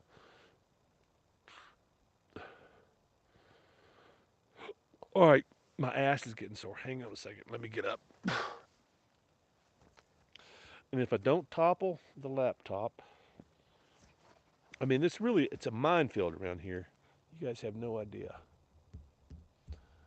Sounds like I'm carrying on, but it's a minefield. There's just boulders and rocks and shit everywhere. So how's the bike doing? Fucking bike's doing great, man. Oh well, okay. Update. So if you've been watching my stuff, you would know that I broke a clutch cable. Well, almost. It didn't fail. I got back to one of my viewers' place. He took me into town. We got a little $15 repair kit, which is basically a bunch of. They call them ferrules. I call them barrels because they're like little small beer cans. And you run the cable through it. You tighten it down. A bunch of little things like that. I tried the best I could to make something that would repair the cable that I had. It failed on the way out that morning. So I just stuffed one of the cables that it came with the repair kit, luckily, and I've been riding with that ever since. So since then, it's been. Here's been. You'll see this shortly. Um, I call up a friend that lives in Colorado and say, "Hey, I'm right over here in Utah, and I'd love to hang out with you again, like we did in 2020. Me and my buddy Eben that came from North Carolina. We hung out with Lori. So I called Lori. I was like, hey, I'm over here. Might be something in the future if you guys want to hang out. And she said, where are you at right now? I was like, I'm in Moab. And she says, so am I. She said, come down the hill. We'll have lunch. So I rolled down the hill. By the time I get down there, she says, I can't have lunch because I'm taxiing this girl. She's Bunka biker. She's got this Polish girl that's having an adventure. Came up from Ushuaia on her DR 650. Broke the 650 completely, no compression, no nothing. She's in Moab. She broke the bike. So she's staying with Lori, trying to get the bike fixed. Bike's not going to get fixed, so she's flying back to Poland. Anyway, so I roll in there. Broken bike chick says, "Oh, look, what's that thing hanging off the side of your bike?" And I was like, "Oh, shit, that's my horn."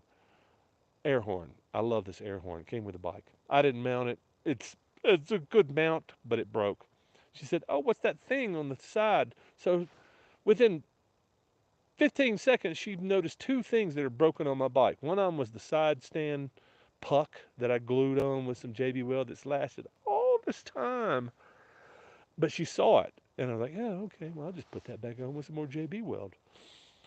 And I'll disconnect the horn and throw it in the thing." And anyway, so I get to see my friend Lori. She's going to Africa to do, she's hunting with her, I guess, her new man. Anyway, great, great, interesting interview, quick interview with the Polish girl that's doing a big adventure that got stone cold stopped by a broken DR 650 that had 80,000 miles on it.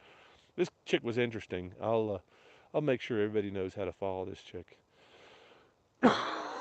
Anyway, I think my ass is kind of got some blood going back to it. So I can sit on a tree stump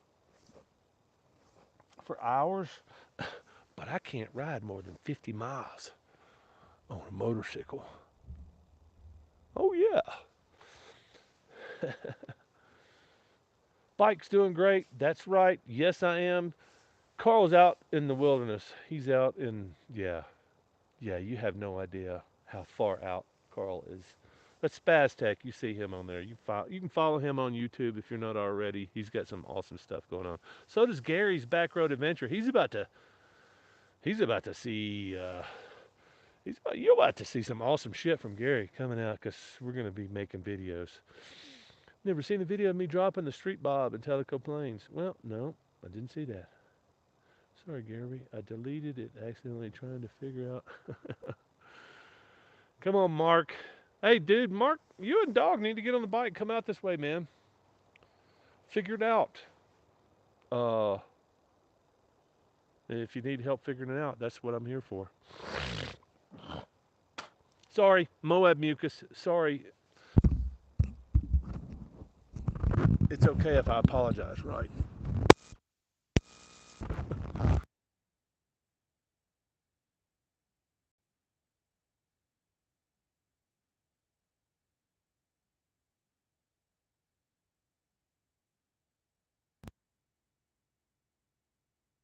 Hustling and humping freaking electronics in and out, trying to stay out of the weather. It's wait till you see the videos. It's gonna be 2 weeks before I catch up on all these videos, but y'all are gonna be. This is gonna be like that. That's crazy. They don't have weather like that, do they? Never seen the video of me driving the street.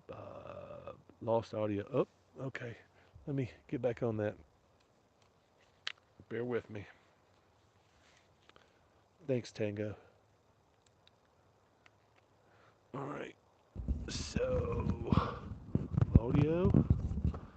We still have no audio. Is the audio good? Somebody say something. Oh, good. Thanks, Tango.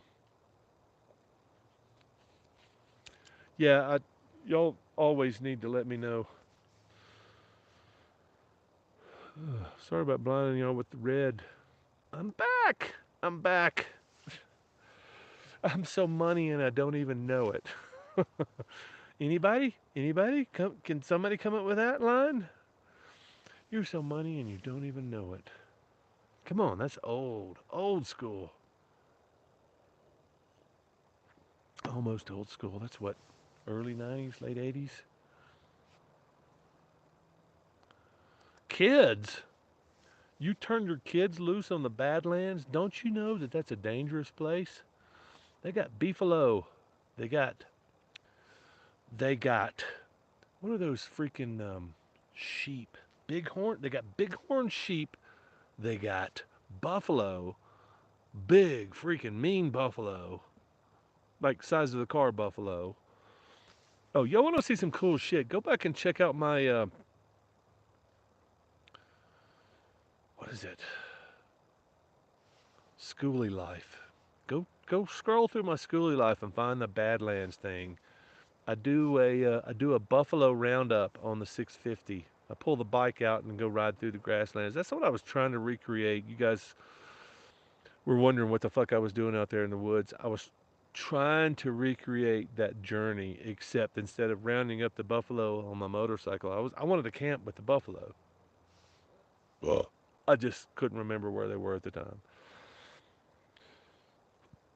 and I was tired and hot.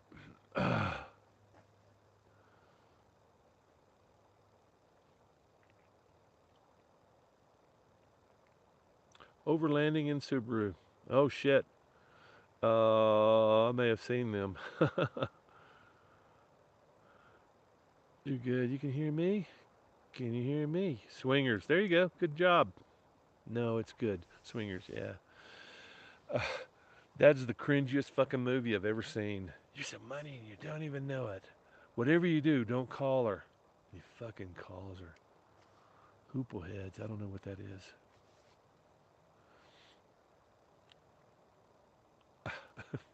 I can't.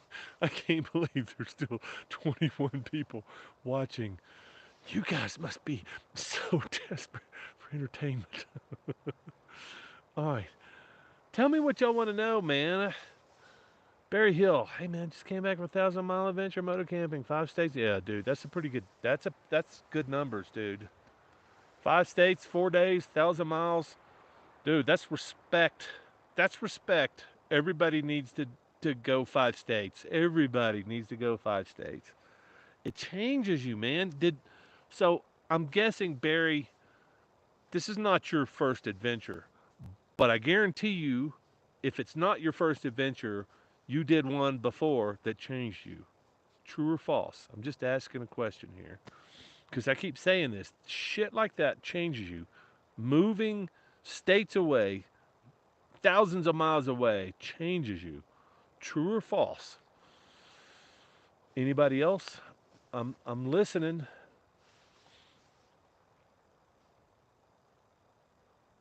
5 states takes me 2 to 3 weeks. Hey, ma'am. Depends on the state, I guess. Depends on what you're doing. Oh, dude, don't even. Yeah, don't even. Yeah, it's too early to discuss that. I would like to say I'm trying to stay into the $30 to $50 range every day, but I'm not. So when I squat, when I find a place like this where I can stay a week or two, costs go. They start plummeting. So if I take my beer expense out of the mix, I could probably do $20 a day on food or less. Yeah, microbreweries, dude. Tango, exactly.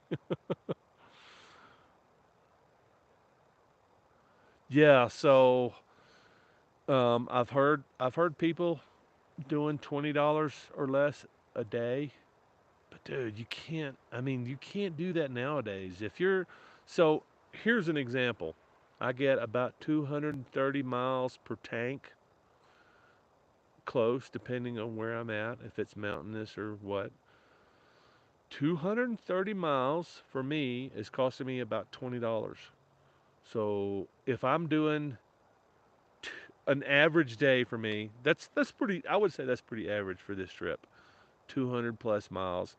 I mean, I've done 400 plus this trip, but I like going slow this trip. I don't like just freaking blazing past stuff because I'm missing stuff. I know it, and I'm slowing down on purpose. But on top of that, so if I'm doing 200 plus miles a day, I'm doing about $20 of gas a day. Period. There's no way around that. So there's $20 in gas traveling. So now I'm thinking, okay, where do I want to go that's freaking awesome? Like Durango area. Yeah, it's awesome down here. If I go north from here, it's awesome. Pretty much anywhere you go north of here is awesome. North of Durango is awesome. You can't stop anywhere that's not awesome. So then it becomes a half day of travel, so 100 and something miles. So you're down 10, 15 miles, 10, $15 a day travel. I'm getting to the point where now I just really don't like. I don't like breaking camp. I don't like setting up camp. Well, I like setting up camp. I like getting on the road, but I don't like breaking camp. It's a pain in the ass. It's like 2 hours. It's misery. I don't like doing it anymore. So for me, 3, 4, 5 days in one place, that's pretty optimal. And I think I can get down under $30 a day if I'm staying close, not traveling a lot. So I don't know if that answers any questions. Microbreweries, oh yes, range. Yeah, dude, there's a lot of stuff out here that's just hidden. And here's the thing, 10 to 14 days, yeah, dude, we need Gary, that's what we need to focus on. The primary spots where we can stay 10 days. That's my goal. I think 14 is kind of stretching it for me because I like the breeze.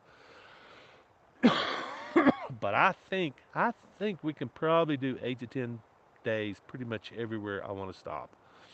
And if not, we're going to overnight somewhere and move to the place that is. $100 a day is a safe number. Annual park pass. Tire change.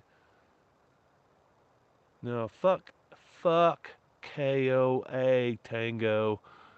Don't, don't, don't. Just don't. There's so many other options. Don't waste your money at a KOA. Don't.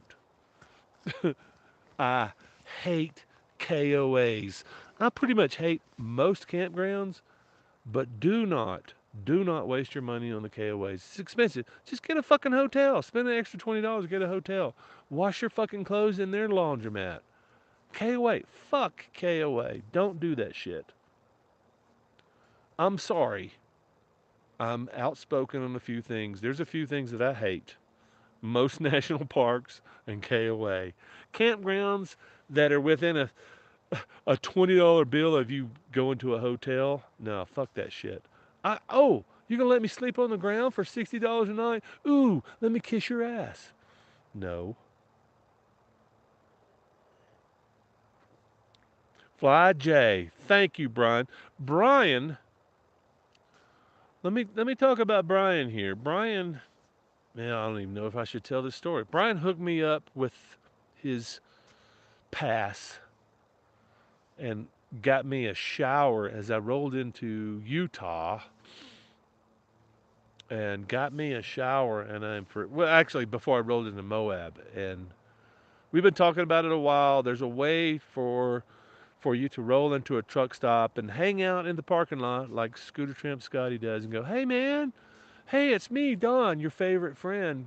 You got a shower ticket for an old dirty biker?" I've been wanting to do that. I still want to do it, but Brian hooked me up with his pass. I really appreciate it. I thought it was really interesting. That was my first truck stop shower, so I got that going for me. Don's a true drifter. Yeah, I don't know about that.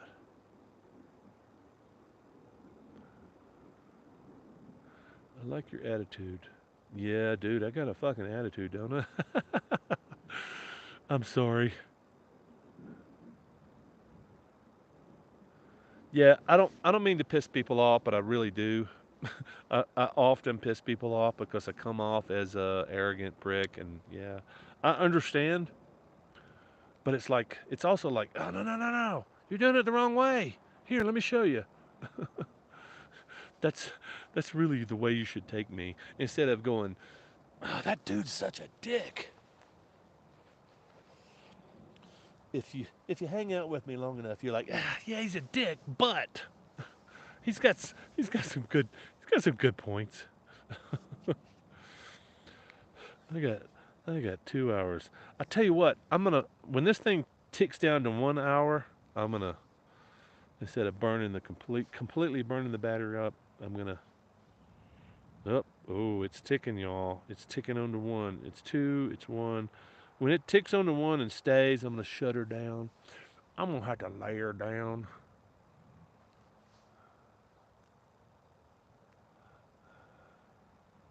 camped with.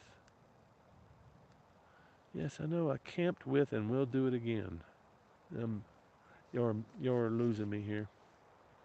Camping cabin 69. Tango, dude, yeah, you need to rethink your camping strategy, man. Seriously. $100? Dude, $100 a day for me means I spent 50 at the fucking at the brewery and I had a nice meal. And I've done it. I had spent $100 a day several times on this trip, and it always is kind of embarrassing. It's like, ooh, yeah. But man, those uh, those pints were really good, and that dinner was really good. And now I'm going to sleep really good when I find a camp spot down here.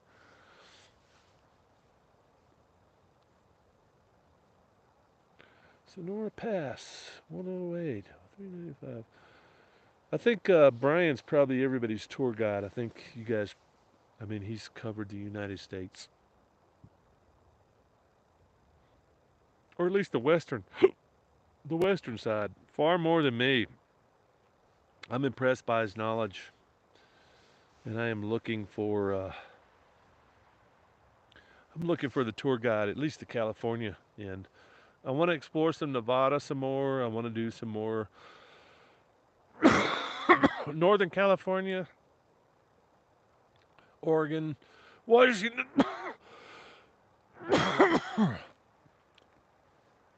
uh,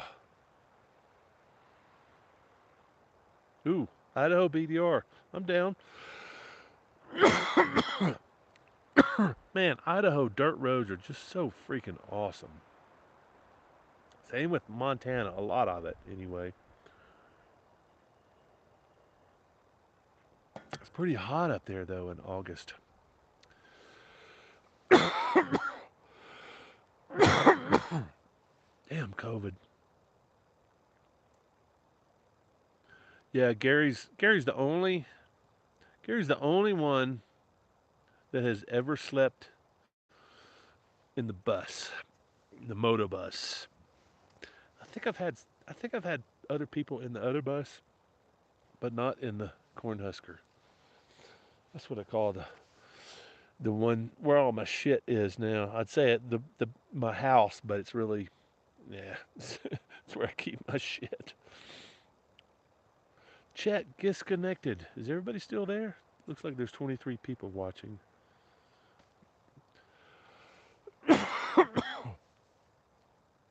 Ugh. Ugh. Man, sorry.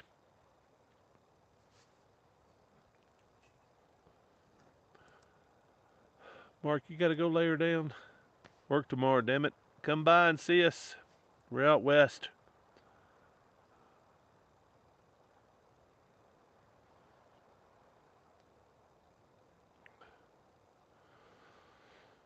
All right, y'all got any more questions, man? I'm gonna shut her down here. I'm gonna lay her down too. If y'all don't have any more questions, I'll be glad to answer questions, talk about any topics you want to. I'm gonna run out of whiskey here soon, and y'all don't want to see that. It's ugly. I start throwing shit, pulling out my gun, popping off rounds. Chainsaw comes out. I start chopping down damn ponderosas. It's ugly. It's just not something. It's not something I'm proud of.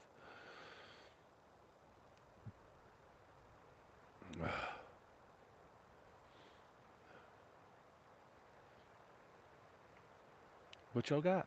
Tell me what you got.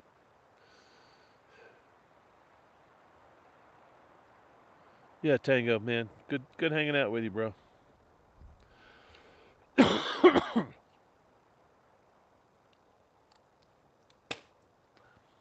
uh, what gun are you carrying? I'm not carrying. I left all my guns behind because I figured I might wind up in California and they don't like guns over there. That's what I heard. I don't know. Could be wrong. I'm trying to remember the other states that got hang-ups about last last time I rolled through. Last time I rolled through California, I had the fucking armory on the bus, man. I could have held off. I could have held off the army for I don't know at least 3 or 4 hours. And I didn't realize it till I was like, oh man, yeah, I don't want to get pulled over in this fucking state, man. They're gonna like, what the fuck? What are all these boxes of ammo? What are all these fucking automatic weapons? What? You know, I'm from Alabama. California loves guns. Whatever, dude.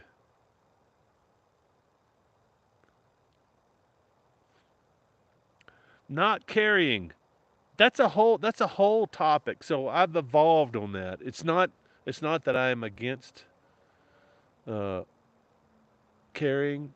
It's more like it's more the bear thing. It's like wilderness, and if you're always concerned about it's more a philosophical thing. It's got nothing to do with your right to carry. As that hasn't changed one bit. I think everybody should own a gun.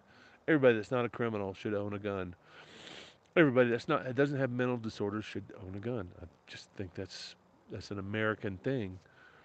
But for me, I have evolved, and I don't carry anymore because I don't put myself into those situations. I had a couple of these strange dudes walk by my camp earlier this morning, way early, and I'm like, what the hell? No, that was yesterday evening. I was like, where the hell are these guys coming from?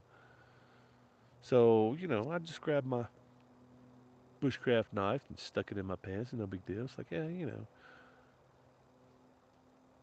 I don't know that I want to deal with the aftermath of putting lead in somebody. I think that's kind of where I'm at right now. It's like, yeah, could probably instead of feeling all cocky and big balls and I got this big fucking iron on my hip. I'd much rather just see, yeah, maybe we can talk this thing out. Maybe, and if not nothing else, if it comes to close quarters, I got a fucking knife. You know, I'll I'll I'll take a few uh, slices before I go. But yeah, dealing with the aftermath, I don't know. Just kind of Vorax Ventures. Fuck cat. Oh, yeah, dude. So Vorax, man, good to see you. I have to approve. I have to approve dirty language. YouTube doesn't give me a choice. It throws your dirty language into the safety bin and makes me approve it. Just an FYI. I don't give a fuck. Fuck Cali. It's you shit on the sidewalk. Does nothing about it.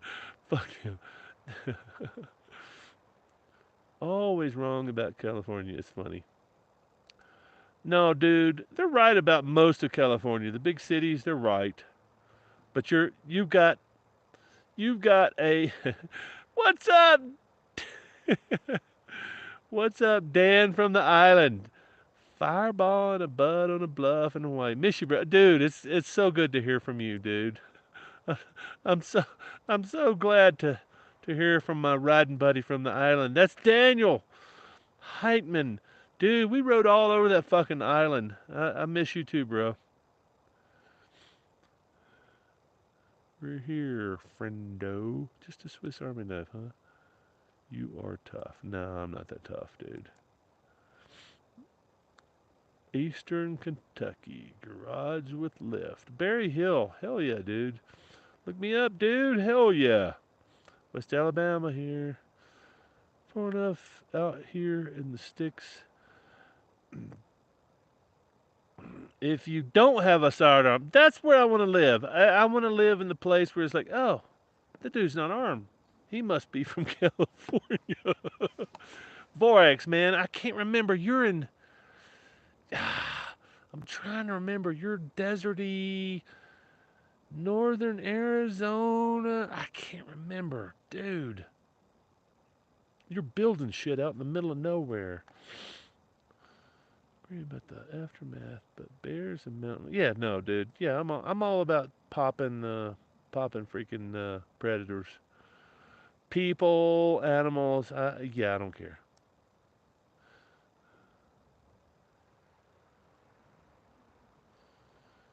I've been to California. I can talk a little shit. It's not as bad as people think it is. Tell a tale of 29 dreams. M- Mines for nighttime creatures that might want to encroach on my camp. Yeah, dude, Gary, you know, we get to drinking some peanut butter whiskey, and I'm gonna wind up with some lead. So I think that's the other thing. So the other thing that kind of wandered into my mind a few years back is like I'm kind of a hot tempered kind of thing. There's been more than a few times I've stuck my hand in the console and was like, that motherfucker does this and that, and fuck, man, it's like I'm a hot tempered motherfucker, and I've done some road ragey type shit, and every time it's like, oh, like 10 minutes after I was like, oh, that was really stupid. I shouldn't have done that. That was, you know, imagine me going in front of a judge and having to explain, well, he cut me off. Well, oh, okay. Well, so 6 years. Oh, I think that's kind of where I've gone. It's like, yeah, I've wound down a good bit. Testosterone is not quite as high as it was 30 years ago, or hell, 10 years ago.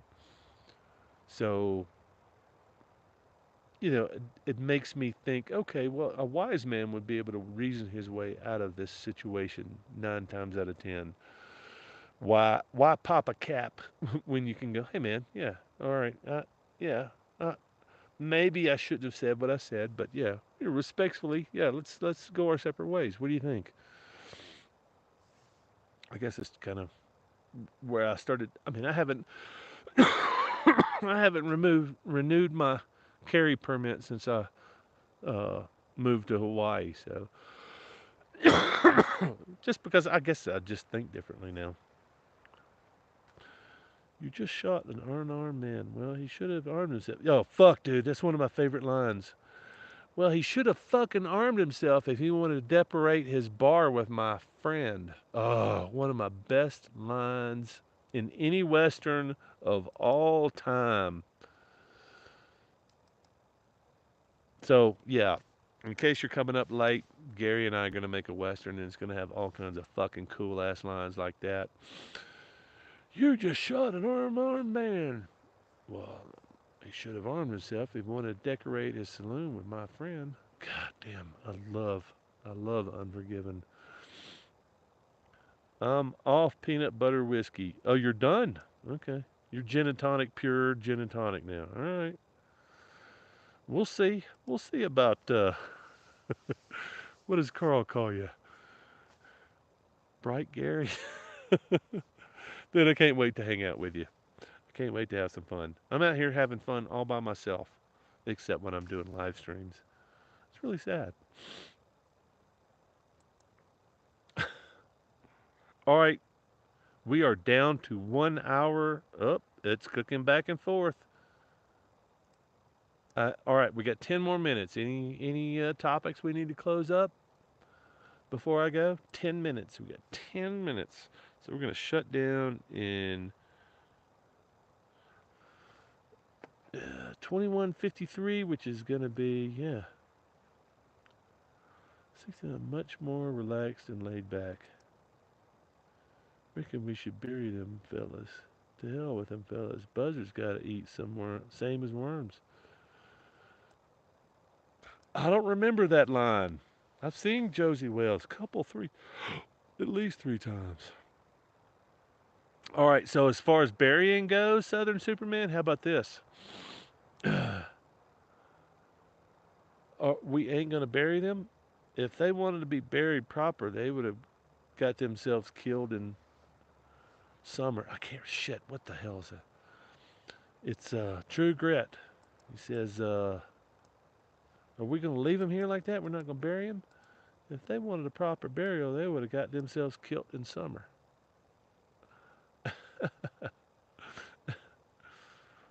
Only need a fishing license to conceal carry. Really? Well, hey man, if I'm in California and I want to go fishing and I could pick up a piece, dinner was nothing. Dinner was a beer and a half a bottle of whiskey. I just wasn't feeling dinner. All I wanted to do was start the live stream and drink and entertain you guys. Mission accomplished. Bright Gary. Yeah, where did that come from, Gary? Carl's not here anymore. Well, is he? Where the hell did Bright Gary come from?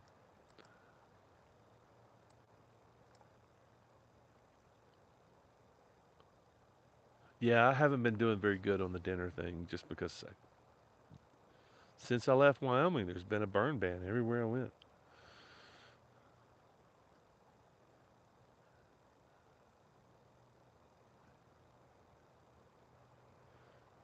Dinner was Bright Gary. All right, somebody's got to tell me what the hell Bright Gary means. We got 8 more minutes.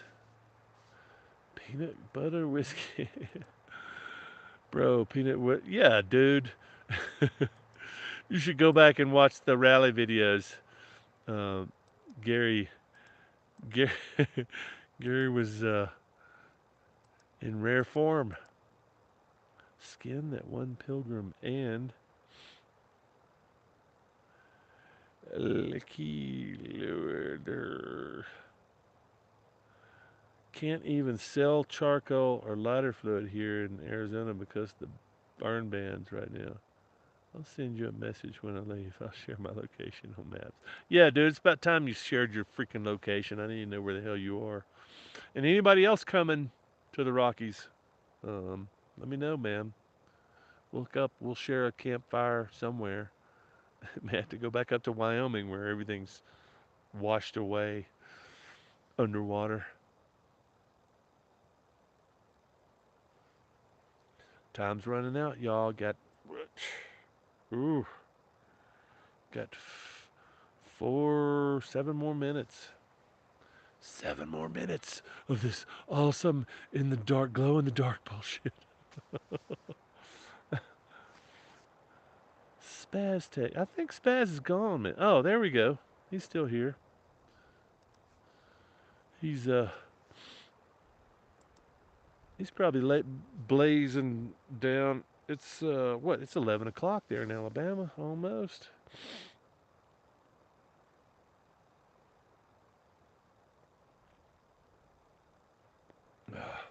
Now I got to pack up all this shit in the dark and hump it 150 yards back to the campsite. Was anybody here on the original tour? If not, you might might want to just go back and scroll through everything because I'm like banging a tripod through the woods. It's pretty funny. From my high vis jacket. Yeah, I'm sporting a high vis this trip too, Gary. We'll look like two freaking psychos. Uh, got me some new boots. Got me some brand new boots from some new riding boots from Cortez, Colorado. Imagine them having some good riding boots.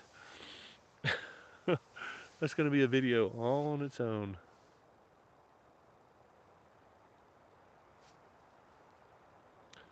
Me, me too.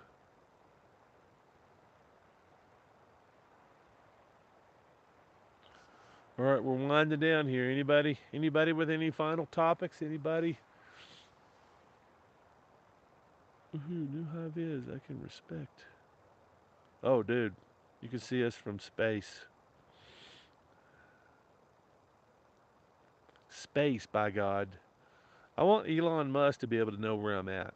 I want to be able to go, hey, dude, can you send your private helicopter to come rescue my broken body and bike?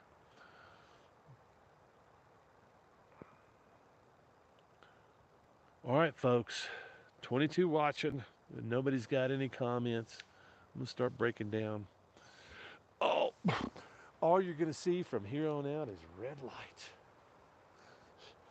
And then I'm going to start seeing people dropping like flies. Oh, oh, damn. I sat on a stump for the last, holy shit, 4 hours. This is insane. This is absolutely insane. Update and restart. Fuck you. I'm shutting down, bitches. All right, we're talking about camp etiquette again. Red light, so y'all can see what's going on here, right? And it's got nothing to do with a bright white light shining in your face. So that's lesson one of camp etiquette. More camp etiquette to come very soon, because I think the people that I'm hoping to hang out with a bunch of you guys at some point, whether I'm coming through your area or you're coming to mine. I would like to think that at some point so many of my viewers would be able to hang out and share a campfire and realize that we're probably not that much different, despite the fact that some people put me on a freaking pedestal. I don't know why. I don't know why that is, because I'm just a normal guy.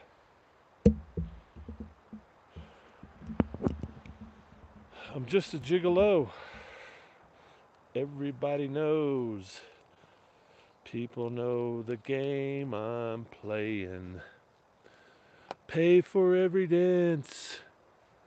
Something, something romance. That's some of the worst music ever playing. Just a gigolo. Everybody knows. So the stump doesn't break. That's the good thing about the stump. It doesn't break. Eastern Kentucky, bro. Serious business. Look me up. Let's ride in camp. Hell yeah, dude. I'm missing some chats now that I set the computer down. Have a great night.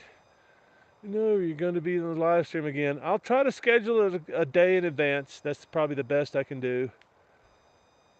The world is Veskin enough. That's shit, yeah. Don't trip and twist an A. What's your next stop? Stay tuned. Too bad Starlink is too big for a bike, dude. You and me both. Later, Wiley. Yeah. Eastern Kentucky, yeah, man. Be safe. Punisher and all. Peace. That, what the hell? I can't see. That stump is going to be hard to pack. Thanks, right. LET, yeah. Later, Southern Superman. Yeah, let me break this shit down. Got, oh, oh man, that was like a sip of whiskey that's gone. Gone, gone, like the whiskey, gone. Seized in evidence. I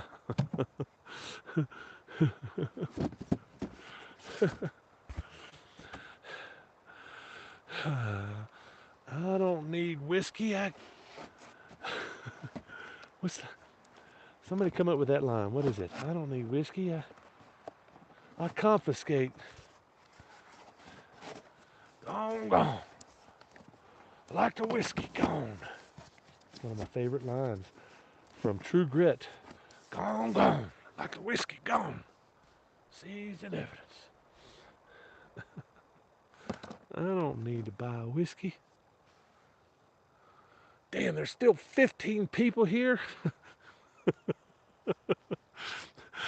What's wrong with y'all? Are y'all crazy? Where's all my shit? Man, I'm gonna sleep good tonight. I've had plenty to drink. I feel like I've been hanging out with. I feel like I've been doing a 4-hour stand-up routine.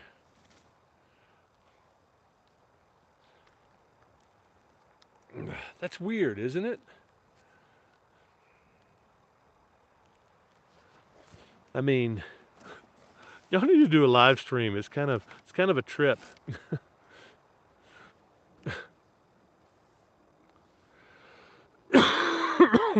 All right. Yeah, beyond this point, there be dragons.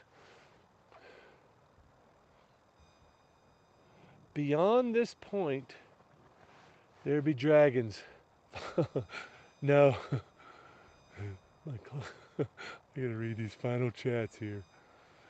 Damn fool. Stump. Stump is going to be hard to pack. Damn fool. Oh, dear. See you fellas. Have a good one. My clothes is all ragged. My language is rough. My bread is corn dodgers. Oh, that's the song. Happy and living my ease on sorghum molasses and bacon and cheese. God damn, I love that song.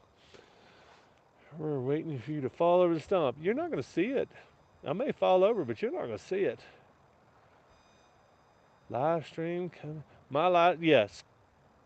Carl, I'm waiting for your live stream. Give me a few minutes to chime in, man.